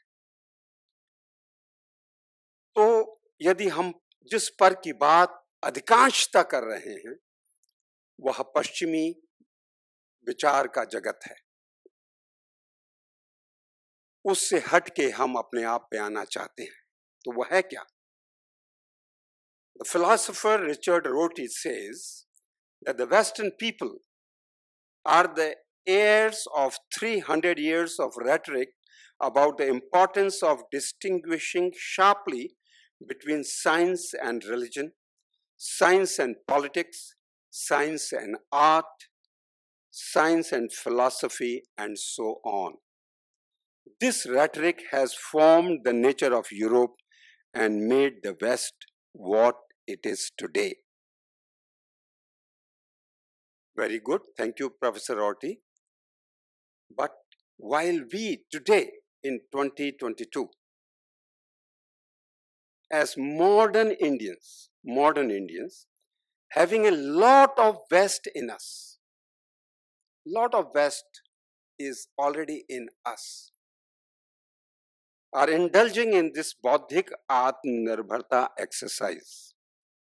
My attention is drawn by another Western thinker, Martin Heidegger, who says that the root problem with Western thought lies in the seemingly unimportant separation of being and thinking. Separation of being and thinking, which determines the fundamental position of the spirit of the West. So where do we modern Indians stand vis-a-vis the West?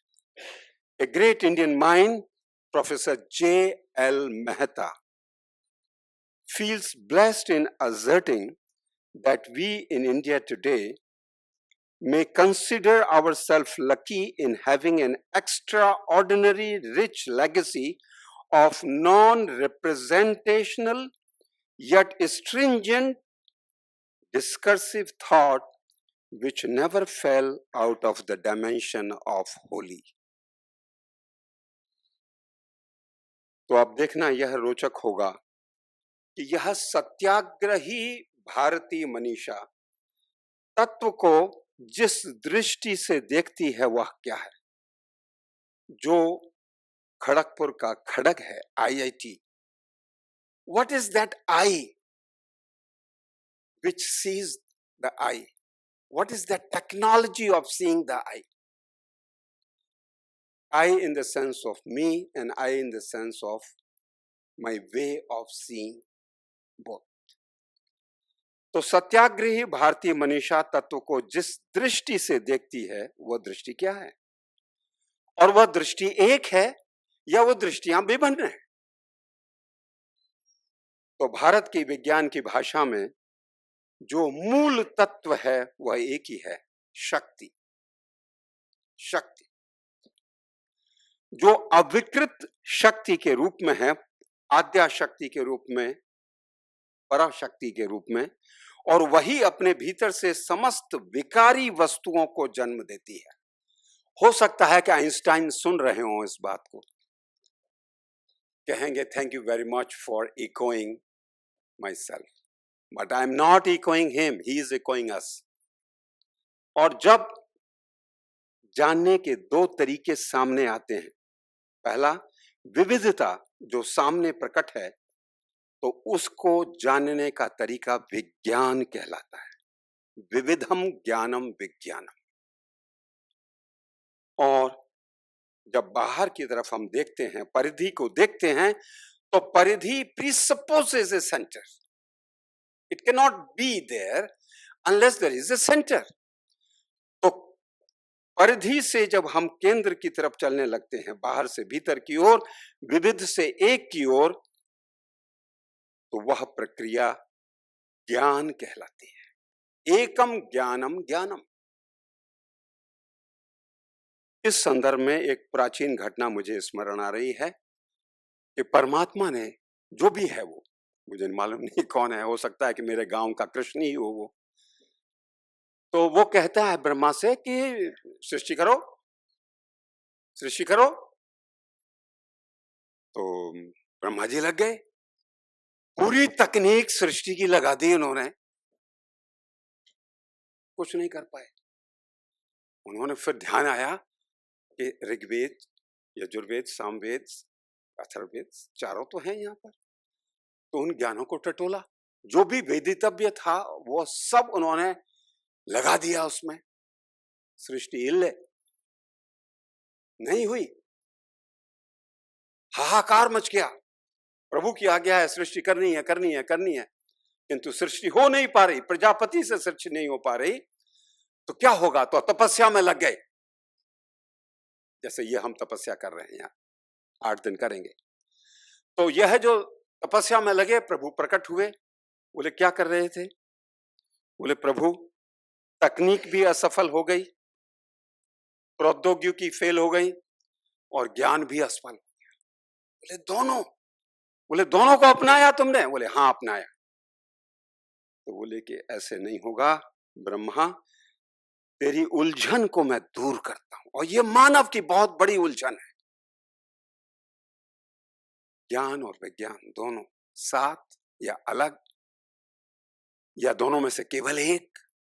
इस उलझन को सुलझाने के लिए प्रभु आए और उन्होंने कहा कि मैं तुझे दृष्टि देता हूं, क्योंकि भगवान एक ऑप्थेमोलॉजिस्ट है, जो हमारी दृष्टि में जो करेक्शन की कमी है उस करेक्शन को देता है। और वो कहता है ददामि दिव्य, ददामि नहीं, दिव्यम ददामि ते चक्षुः। अर्जुन के डिफेक्ट था देखने में, कुछ कम देख पा रहा था, तो जब एडिशनल करेक्शन लगा दिया तो दिखने लगा। तो दिव्यम ददामि ते चक्षुः, किंतु उस देखने के तरीके के लिए उस सारथी की आवश्यकता होगी, जिसको हम बुद्धि कहते हैं। अगर बुद्धि का सारथी, बुद्धि रूपी सारथी निर्भरता से ज्यादा दोस्ती रखेगा तो वो उसी तरफ ले जाएगा, उसको इधर भी चाहिए। तो इसलिए ददामि बुद्धि योगम तम, दृष्टि भी देता हूं, बुद्धि भी देता हूं, वो दोनों एक ही बात है। और शायद इसीलिए यह जो निर्भरता और आत्मनिर्भरता की बात हो रही है, वह कृष्ण कर रहे हैं, जिनका जन्म जेल में हुआ, किंतु उन्होंने पूरे जगत को मुक्त कर दिया पराधीन विचारों से। और यह सत्र आईआईटी में हो रहा है, जैसा कि अभी हमारे डायरेक्टर महोदय ने बताया कि ये कालकोठरी थी और आज वो कालकोठरी आज नए नए विचारों को, ज्ञान की प्रक्रियाओं को, पद्धति को जन्म देने वाली एक कोकून बन गई है। अद्भुत है। तो वह कहते हैं श्री कृष्ण, ज्ञानम परम गुह्यम में यत विज्ञान समन्वितम सहरहस्यम तदंगम च गृहाण गदितम मया। बहुत स्पष्ट बात है। Receive my absolute knowledge, its various dimensions and secret doctrines synoptically with the science, synoptically with the science, not alone. Then only you shall have full comprehension of the reality. And those desirous of knowing reality should understand through logic of committance, anvaya, and discontinuance, vyatireka, that tattva is eternal and all pervasive. तो यदि हमारा प्रयास बौद्धिक आत्मनिर्भरता का है तो सूत्र केवल एक है, ज्ञानम विज्ञान सहितम यत् ज्ञात्वा यज्ञात्वा मोक्ष से अशुभा। जितने भी अशुभ हैं, और पर निर्भरता एक सबसे बड़ा अशुभ है, पराधीन सपने हूं। तो ज्ञान विज्ञान की यह जोड़ी कितनी भी महिमान्वित हो और कृष्ण के द्वारा ही क्यों न दी गई हो, कहीं न कहीं यह एक ऐसा द्वंद्व भी प्रस्तुत करती है, एक और अनेक का, केंद्र और परिधि का, शाश्वत और नश्वर का, आत्मिक और भौतिक का। ये जो ज्ञान और विज्ञान को जब हम जक्सटापोज करते हैं तो अनेक प्रकार के द्वंद्व बनते हैं, और उनको समझने का तरीका मनीषा को सदैव चुनौती देता रहा है और आज भी दे रहा है। जीवन की पहेलियों को बूझने हेतु हमें एक समझ का बौद्धिक आधार चाहिए। अतः उस तर्क और पद्धति को हमने दो शब्दों में बांट लिया, भेद और अभेद। ये रास्ते दो बना लिए। तो जब हम विविधता का साक्षात्कार करते हैं तो हम भेद को ही आधारभूत बौद्धिक सिद्धांत मानते हैं, भेद। किंतु उसके विपरीत द्वंद्व से छुटकारा पाने हेतु हम भेद को ही नकार कर और अभेद की प्रतिष्ठा करने लग जाते हैं। नेह नानास्ति किंचना, ब्रह्म सत्यम जगत मिथ्या, दूसरे को ही मिटा दो, दूसरे को मिटा दो। तो भेदभाव और अभेदवाद दोनों ही ये पेयर ऑफ ऑपोजिट से निपटने का एक सरल तरीका तो है, पतली गली से निकलना कहते हैं इसको, किंतु बौद्धिक रूप से अधूरा है और अस्वीकार्य है, क्योंकि यह सत्ता सिद्ध नहीं है, अनुभव से सिद्ध नहीं होता। तो भेदवाद में, जैसा कि पाश्चात्य चिंतन ने बताया, दोनों एक दूसरे से अलग और मूलतः विपरीत तत्व हैं, ज्ञान और विज्ञान। But again, Martin Heidegger points out that the root problem with Western thought lies in the seemingly unimportant separation of being and thinking. तो भेद या अभेद दोनों ही समझ भारतीय मनीषा के लिए एक पक्षी है। अभेद में हम दूसरे को मिटाते हैं और भेद में हम दोनों को साथ होने की संभावना को मिटा देते हैं। चले थे द्वंद्व को सुलझाने, उलझ गए भेद और अभेद के द्वंद्व में, और इलाज ही बीमारी बन गया, इलाज बीमारी बन गया। और हम ही ने ज्ञान और विज्ञान को, कृष्ण की बात को न मानते हुए, समन्वित न करते हुए, ज्ञान और विज्ञान को आमने सामने खड़ा कर दिया लड़ने के लिए। तो मानवीय प्रज्ञा की जो छटपटाहट यही थी और यही है कि ज्ञान विज्ञान की पद्धतियां तत्व को, सत्य को पूर्णतया कैसे देखें और कैसे दिखाएं। क्योंकि हम मानव जब अपने आप को देखते हैं तो हमारा अपना स्वरूप भी दो आयामों में दिखता है, एक मैं और एक मेरा शरीर। आत्मा और देह, जो जड़ और चैतन्य, बाह्य और अंतर्गत के विभाग में बांटा जा सकता है। तो दृश्य पूर्ण सत्य है, एक है, परंतु देखने के तरीके दो हैं। यदि हम केंद्र से परिधि की ओर चलेंगे, गति लेंगे, उसको फिजिक्स की भाषा में कुछ आप कहते हैं, तो आत्मा से जब हम देह की ओर जाएंगे, विविधता की ओर बढ़ेंगे, तो वह ज्ञान की पद्धति होगी। और यदि परिधि से हम आगति करेंगे, वापस लौटेंगे केंद्र की ओर, और देह को देखकर हम आत्मा की तरफ बढ़ेंगे, तो वह विज्ञान की प्रणाली होगी।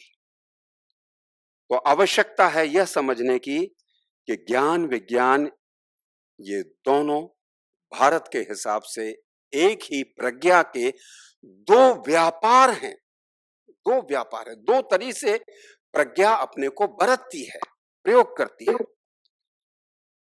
और जीवन जो द्विआयामी है, उसके सम्यक बोध के लिए दोनों तरीके आवश्यक है। दोनों का संतुलित और समन्वित रूप हमें चाहिए, और यही दृष्टि भारतीय बौद्धिकता की आत्मनिर्भरता है। देह से विज्ञान,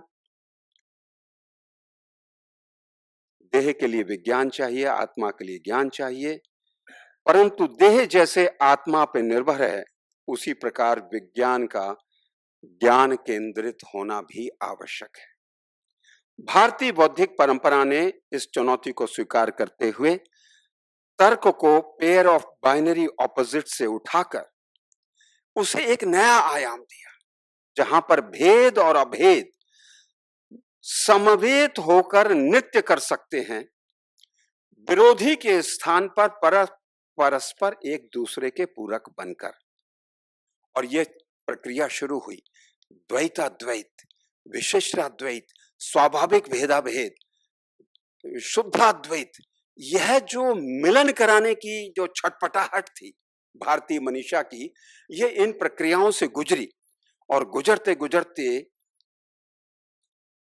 ये बढ़ते बढ़ते it landed into a logical category which includes and transcends the differences, और इसका पूर्ण प्रकाश हुआ अचिंत्य भेदाभेदवाद में।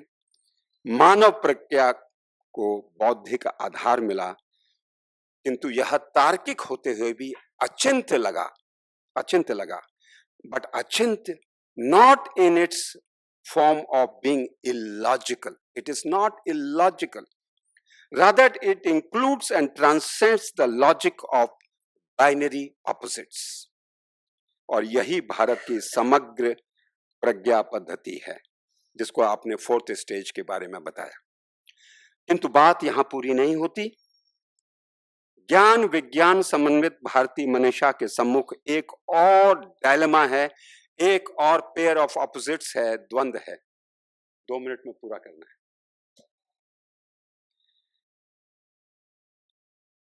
और यह द्वंद्व छोटा मोटा नहीं है, और वह द्वंद्व है आधुनिकता का और प्राचीनता का। और यहां चुनौती भी दोहरी है। पहली, यदि हम प्राचीनता को ही प्रामाणिक मान बैठें और वहीं रुक जाएं, तो पता है क्या होगा कि परिणाम स्वरूप हम वंडर दैट इंडिया वॉज, बस वहीं रुक जाएंगे। भारत वहीं समाप्त हो गया 10वीं शती के पहले। इस धारणा को हम पालते रहेंगे और जीवित रहेंगे। यदि हम प्राचीनता में ही मात्र अटक गए, तो परंपरा और प्राचीनता धरोहर का हम अवमूल्यन नहीं कर सकते। और उसके लिए नंदलाल बसु की बहुत विशेष एक वार्ता है। किंतु मुश्किल तब आती है जब हम आधुनिकता की चुनौती का उत्तर केवल प्राचीन परंपरा से लाना चाहते हैं।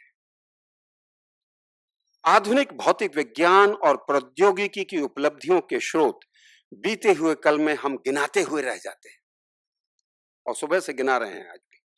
और यह गौरव की बात है। I am not denouncing it, I am not underplaying it. और उस गौरव गाथा के लिए, उसका वर्णन करने के लिए ये पूरी संगोष्ठी का समय भी कम पड़ेगा, इतनी बड़ी गौरव गाथा है। परंतु पुष्पक विमान की तकनीक, अशोक लाट की धातु विद्या, गुप्तकालीन सिक्कों की फिनेस, नागार्जुन की रसायन विद्या, गौतम बुद्ध का कार्बन एटम के साइज को नंगी आंख से देख लेने का तरीका, और भगवान के षडेश्वर में 6 क्वार्क की सिद्धांत की स्थापना कर देना सहज रूप से, और केरल के कैलकुलस, असंख्य उपलब्धियां और योगदान हैं। किंतु उसका मूल कारण भारतीय मनीषा पद्धतियों का वैज्ञानिक तकनीकी रुझान है। ये भारतीय बौद्धिकता to the point of obsession it is scientific, although it is taken to be otherwise in a popular perception, but it is not. तो वह वैज्ञानिकता क्या है? कृष्ण ने ब्रह्मा को यही कहा था भागवत पुराण में कि conclusions of any knowledge system which are universally applicable and empirically verifiable are scientific. Who will disagree with Krishna's definition of science and scientific approach and attitude and दृष्टि? और उसी कारण से धर्म का एक विज्ञान हो गया। भक्ति भी विज्ञान में आती है। नारद और प्रहलाद बार बार कहते हैं, श्रुतम एतन मया पूर्वम ज्ञान विज्ञान संयुतम। मैंने भक्ति की बात वैज्ञानिक रूप से सुनी है कि अगर एक पर सिद्ध होगी तो वो सब पर सिद्ध हो जाएगी। इतनी वैज्ञानिकता है। योग जो पश्चिम उसको कहता है कि इट इज मिस्टिसिज्म, हमारे यहाँ वो विज्ञान है। आप अष्टांग योग के कदमों को चलिए, आप समाधि तक पहुंचेंगे। It is guaranteed. स्वर का विज्ञान है और व्यक्ति और समाज का भी विज्ञान हमने बनाया। इसलिए बापू कहते हैं, महात्मा गांधी, कि वर्णाश्रम धर्म से बड़ा सोशल साइंटिफिक सिस्टम और थिंकिंग विश्व में कभी प्रकट न हुई न होगी। वर्णाश्रम धर्म कौन कहता है? मोहनदास करमचंद। तो इतना समृद्ध होते हुए भी आज हमें चिंता है विज्ञान और उसके क्षेत्र में बौद्धिक आत्मनिर्भरता की। तो यह धारा निर्बल क्यों हुई कि हम कहीं ना कहीं परा विद्या और अपरा विद्या के संयोजन को छोड़ के एक को पकड़ बैठे, जैसे चारवाक ने एक को पकड़ लिया, या हम दूसरे पक्षों को पकड़ बैठे, अद्वैत ने पकड़ लिया ब्रह्म सत्यम जगन मिथ्या। तो ये जो एक पक्षीय यात्रा हमारी हुई, तो कहीं ना कहीं हमने कछुआ धर्म स्वीकार कर लिया, हम संकुचित हो गए, आत्मकेंद्रित हो गए। और ये आत्मकेंद्रित बौद्धिकता में दो प्रलोभन जागते हैं। क्या? कि हर भारतीय विद्या किसी भी अन्य विद्या से श्रेष्ठ है। इस आत्ममोह में हम डूब जाते हैं। ये भी एक बड़ी सूक्ष्म तंद्रा है। और हर पुरानी परिचित विद्या अपरिचित आधुनिक विद्या से श्रेष्ठ है। तो हमें नॉलेज सिस्टम्स को भारतीय बौद्धिकता की आत्मा पर निर्भर करना होगा। और वह ये की बात कहती है, एकम सत विप्रा बहुधा वदन्ति वादे वादे एटसेट्रा अनुभद्रा etcetera. And history is witness that the glory of Indian intellectual enterprise, even in the scientific and technological domain, was not confined to the period of Nalanda, Takshala, etc., etc., etc. Abdul Salam, receiving his Nobel Prize, you know what he said? He says, Maharaja Savai Jai Singh of Jaipur in 1720 corrected the serious errors of then Western tables of eclipses of the sun and the moon by as much as 6 minutes of arc. Is a significant gap. 6 minutes of arc is hugely important phenomena for physics.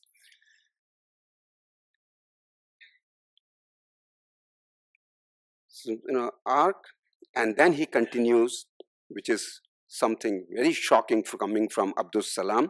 He says, with Jai Singh on the funeral pyre, expired also all sciences in the East. महाराजा जय सिंह के साथ विज्ञान की भी चिता जल गई Asia में। हमको पूछना होगा अब्दुल सलाम से कि इतना जबरदस्त वक्तव्य वो कैसे दे रहे हैं, क्या बात थी? तो मतलब की बात केवल इतनी है कि जब तक द्वार हमारे खुले रहे, आदान प्रदान होता रहा, बौद्धिकता, विज्ञान, प्रौद्योगिकी फलती फूलती रही और हम 40% जीडीपी देते रहे विश्व को। ये खाली बौद्धिक विलास नहीं था। तो भारतीय बौद्धिकता की आत्मा हमें कालिदास के शब्दों में सावधान कर रही है। वो कह रही है कि पुराण मित्येव न साधु सर्वम न चापि कालो नवमित्य वद्यम संतः परीक्षा अंतरत भजन्ते मूढ़ परह प्रत्ययेन न बुद्धि। कि जो पुराना है वो अच्छा है, जो नया है वो सब बुरा है। जो वाइज है वो निरंतर परीक्षा करके, जिज्ञासा करके और अच्छे और बुरे को स्वीकार करते हैं। किंतु जो मूढ़ हैं, जो स्टूपिड हैं, वो दूसरों की बुद्धि के हिसाब से चलते हैं। हमें तय करना है कि हमें किसकी बुद्धि के हिसाब से चलना है। धन्यवाद।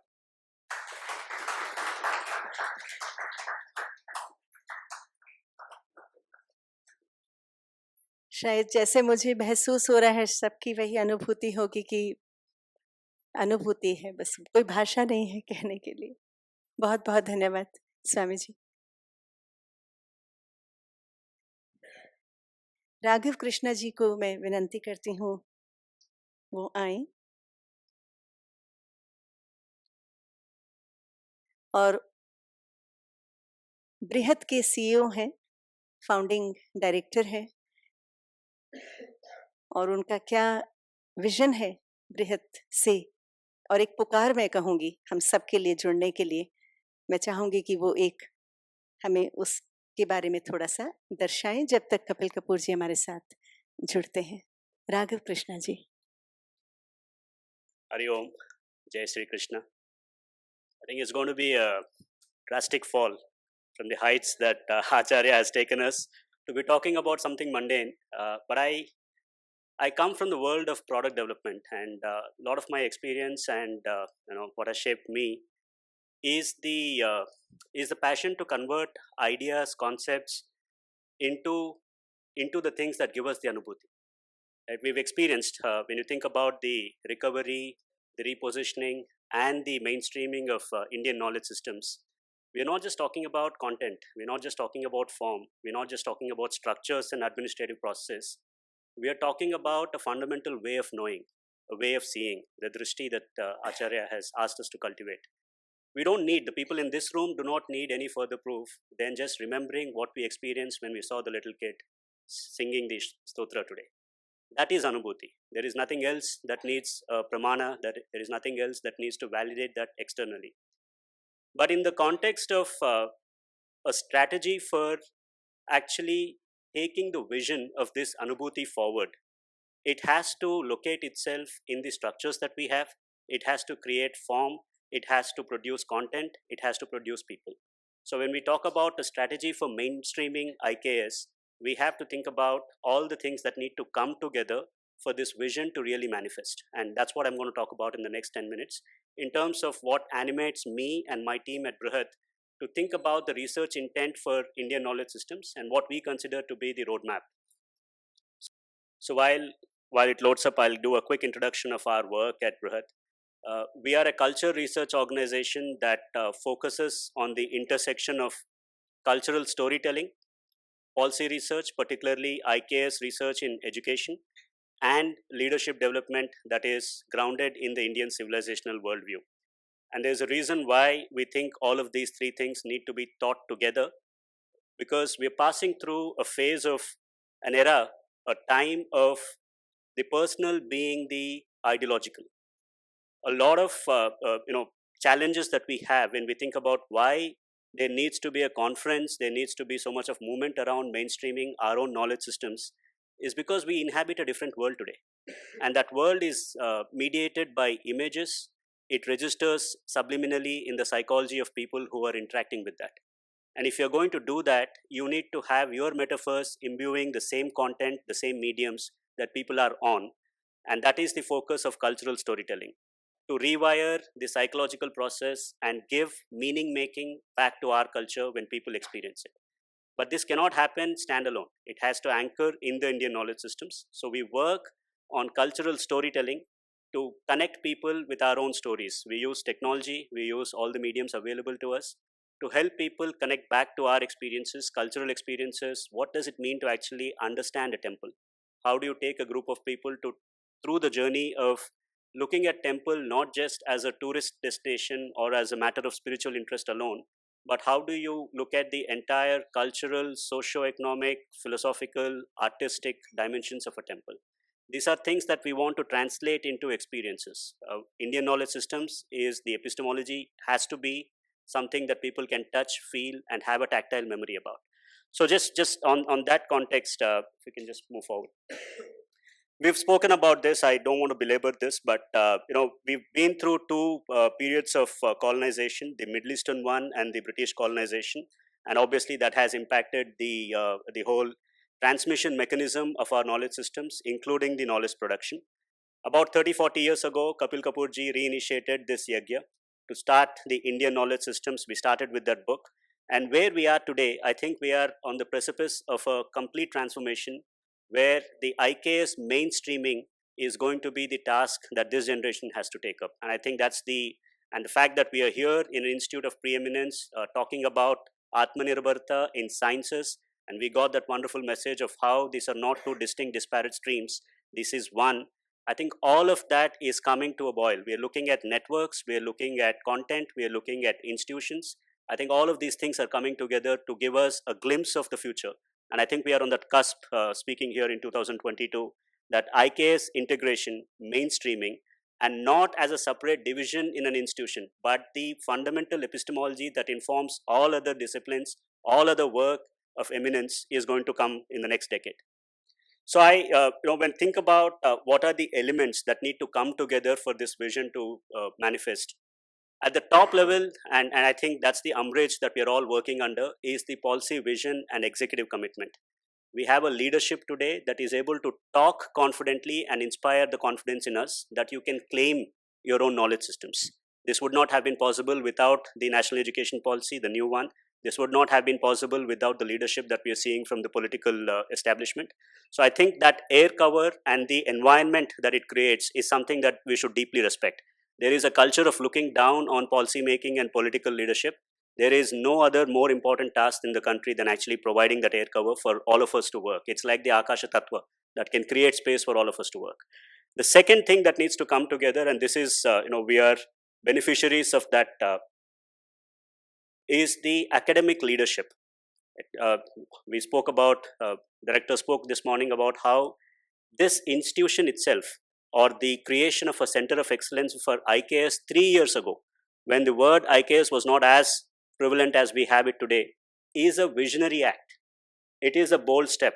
I know the challenges that Professor Joy Sen would have had being in the public discourse. I can imagine what it takes to bring out a calendar like that and what it means to face the hostilities and the questions that are going to come about. It is a bold step. That is an act of leadership.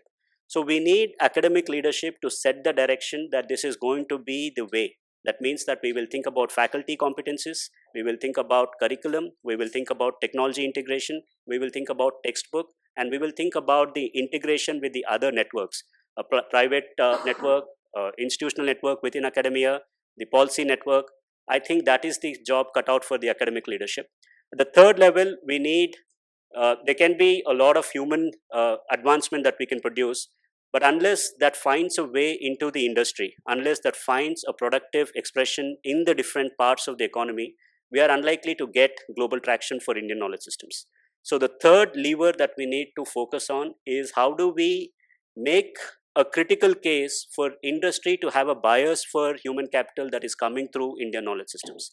I have a lot of thinking on what is the, as a, if I were on the other side of the table running a company, how would I think about the difference in human capital coming from a particular stream of knowledge as opposed to something else?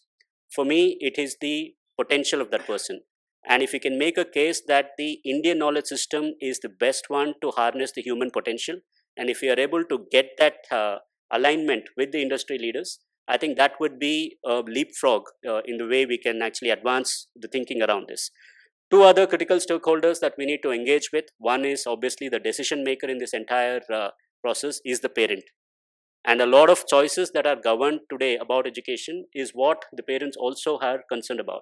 So it's very important that there is a systematic approach to reach out to parents, to have a public design for communication about how do we explain Indian knowledge systems, not within the portals of one institution, but out there in the public square.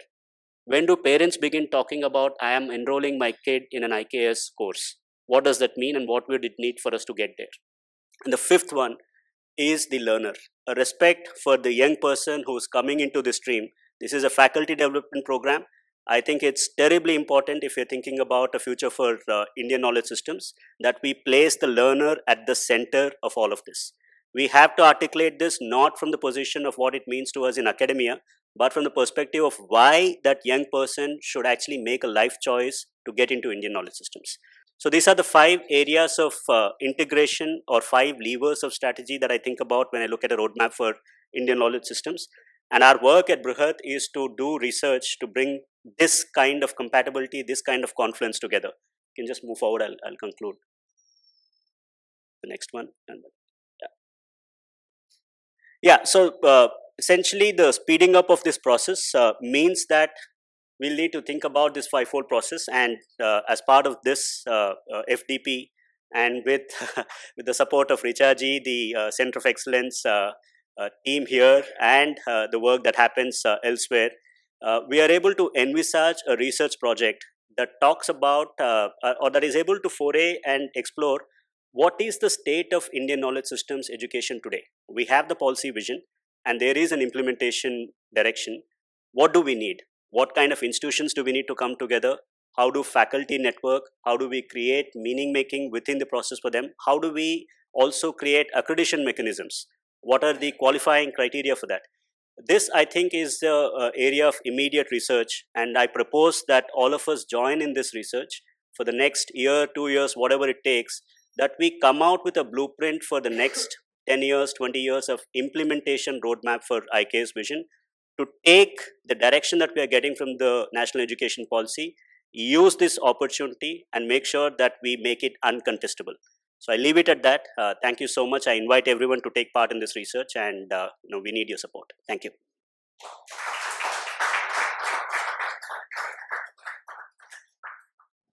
So may I invite Professor Ganti Murthy ji?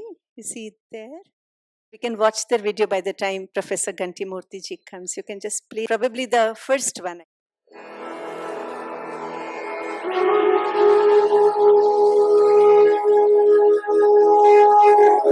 This was 2020 from where FTP started. Some memos, some memos.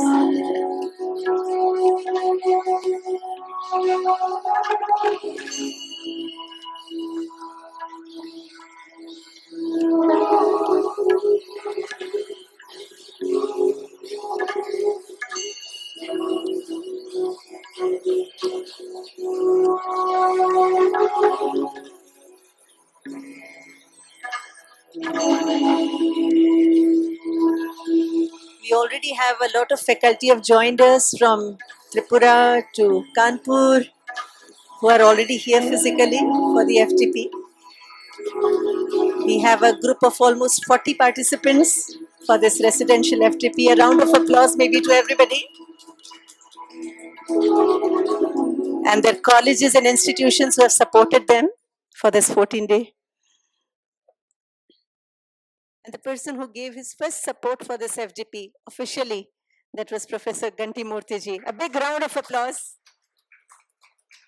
In the last 3 months, he has picked up almost every call, reverted, asked, checked, and really made things happen. Thank you, Professor Ganti Murthy. You have been such a great support. It would not have been possible without your intervention. Please come. मातृभ्यो नमः पितृभ्यो नमः गुरुभ्यो नमः सभायै नमः सभापतिभ्यश्च नमो नमः. A very warm greetings to all of you here and those of you who are online. It's a real pleasure to be back to IIT Kharagpur because this is my alma mater. So I did my master's here in the agriculture and food engineering department. 20 years ago at this time I was in the middle of coding and all that. So at that time I had no clue of Bharatiya Jnana Parampara. I was in agriculture engineering. So at that time I did not really know what Indian knowledge systems was. And my journey into the Indian knowledge systems was not from the traditional to that way, but actually from the scientific disciplines to this. Because the way that I see, I was researching about the soil health. Why? Because I was very concerned about the food security.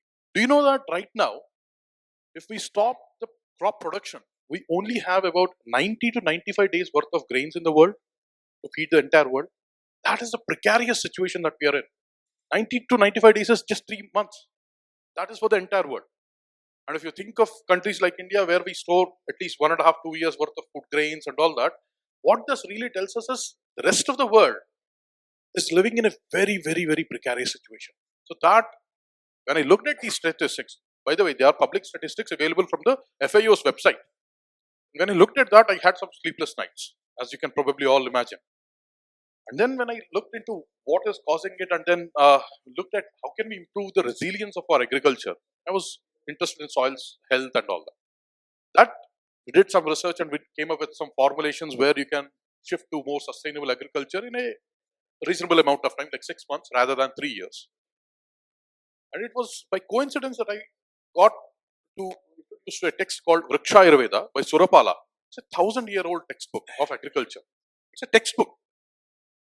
And that is one of the textbooks in a Jnana Parampara that goes all the way up to about 2,500 years from the present. The first agricultural textbook in the world was written in India around 2,500 years ago. What other nuggets could be there in our science and technology? And then I also learnt about Chanakya's Arthashastra. Until 1906 or 6, the whole discourse in India was that we learned political theory and economic theory, all these things from the West, from the Greeks primarily.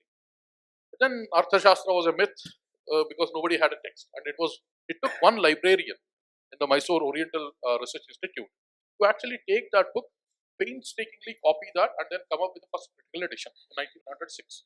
And that was our Chanakya's Arthashastra. The world had forgotten about it for about 2500 years. And if you think about it, that's another area of this thing. Knowledge systems that we didn't know that we had that. I mean, that kind of a parampara. When you look at all these things, and when you look at the statistics of how many manuscripts are there lying, even forget about reading and understanding, that is less than 0.1% of the 5 million or so estimated manuscripts. 90% of them, we don't even know what is there inside it. We have not even looked at the covers. And about 10% of them, we have looked at the covers, we have catalogued or something, and then about 5% we can find them in different places, and less than 1% have been analyzed, and 0.1% have been actually been researched. So what kind of Chanakya, Arthashastra, and what other Shastras are there? I'm not here, remember, when I'm talking about all this, I'm not talking about spirituality and all that stuff, which is there, which is in some sense actually Jivanta Parampara, it is still continuing. But it is the scientific paramparas which were actually hit by the Britishers. If you think about it, Jayant Sahasrabuddhe, president of Vijnana Bharati, made a comment once, which stuck with me for a long, long time. He said that Islamic invasions, when they happened, they used sword as the power. Other invasions, Alexander, all those things used the sword to colonize. But then Britishers did not use sword. That was a minor part. What they used was science. They used science to basically colonize us, and they knew that the greatest strength of India was in the science and the intellectual traditions, and they hit that at the root cause. And Professor Kapil Kapoorji says, right, I mean, the policy of Macaulay in 1835 was just one-page thing. What it was all education henceforth will be in English. That was the policy. And what that did was it disconnected the English, the education from our Bharatiya Bhashas and our traditions. By introducing English as the only means for education and education linked to employment, what they dangled was a livelihood before us and then took us away from the our own traditions. Now, after close to 200 years of these, basically that policy that has come up, we are mostly cut off from our actual scientific traditions that we had. And that is kind of lying in the library, in the dormant stage, essentially lying in the libraries. We need to bring it to the laboratories. And we have a very good benchmark that we can actually aspire for. If 1835 was when Macaulay introduced that policy, 2035 is when we can aspire to break that shackles and become again Atmanirbhar. And for that, the fundamental thing is Bauddhik Atmanirbharta. We need to start with the way that we look at things, and it is the Bharatiya Drushti that is unique. It is not the methods. Methods have been evolving. Methods will evolve in future, but it is the perspective of how you look at a problem is what gives the strength to the Indian knowledge systems, and that is a product of the civilizational thought and will be the greatest gift of India to the world. It is not that we made one kind of a metal, or it is not a simple fabric that we made. It is the way that we looked at things, the way that we approached all these problems, and the way that we look at nature and the relationship between us. जैसे अभी आचार्य ने बताया था कि ज्ञान और विज्ञान में हमने कोई फर्क नहीं देखा, and that blending as we go up, and then Ishavasya Upanishad also says, right, avidya mrutyam tirtva vidya mrutamashnuti. The avidya, all the science and technology, all these laukika shastras which we talk about, they are useful for crossing this life. Avidya mrutyam tirtva, this mrutyuloka, this worldly things, we need to cross that using these things. And then what that vidya, that paravidya will help us to get to the amrutatva. And that essentially is what the two things are. And that's what Swami Vivekananda ji has emphasized. Many saints, seers who have seen this thing. There was no dichotomy in India between what was Laukika and Paramarthika. In fact, ultimately everything blends into one thing. But the point is, right now, the kind of society that we are in, we need to introduce much more about Laukika things so that we can make them, as our Vishnu Sahasranama says, Suvrata Sumukha Chaiva. We have to start off with a Suvrata. I think you're all having that Suvrata. That means you're having that conviction and the Vrata to do something good. And then comes Suvrata, Sumukha. We need to make everybody Sumukha so that they actually listen to us and then they can actually take this forward. And for that, it is important that the role of teachers is the key to this. Because we can keep talking about policies, we can keep talking about creating structures, we can keep talking about giving grants, but nothing will happen unless we train our next generation. And for that, if the Jnana Parampara has to go on, the Parampara means there are students who will take up my Parampara. And for that, the role of teachers is going to be very, very, very important. In fact, one of our Dharma Shastras, Apastamba Sutra says, आचिनोति शास्त्रार्थान आचार्य स्थापयत्यपि आचार्य स्वयं आचरते यस्मात् आचार्य सह एव आचार्यः इति आचार्यस्तदुच्यते.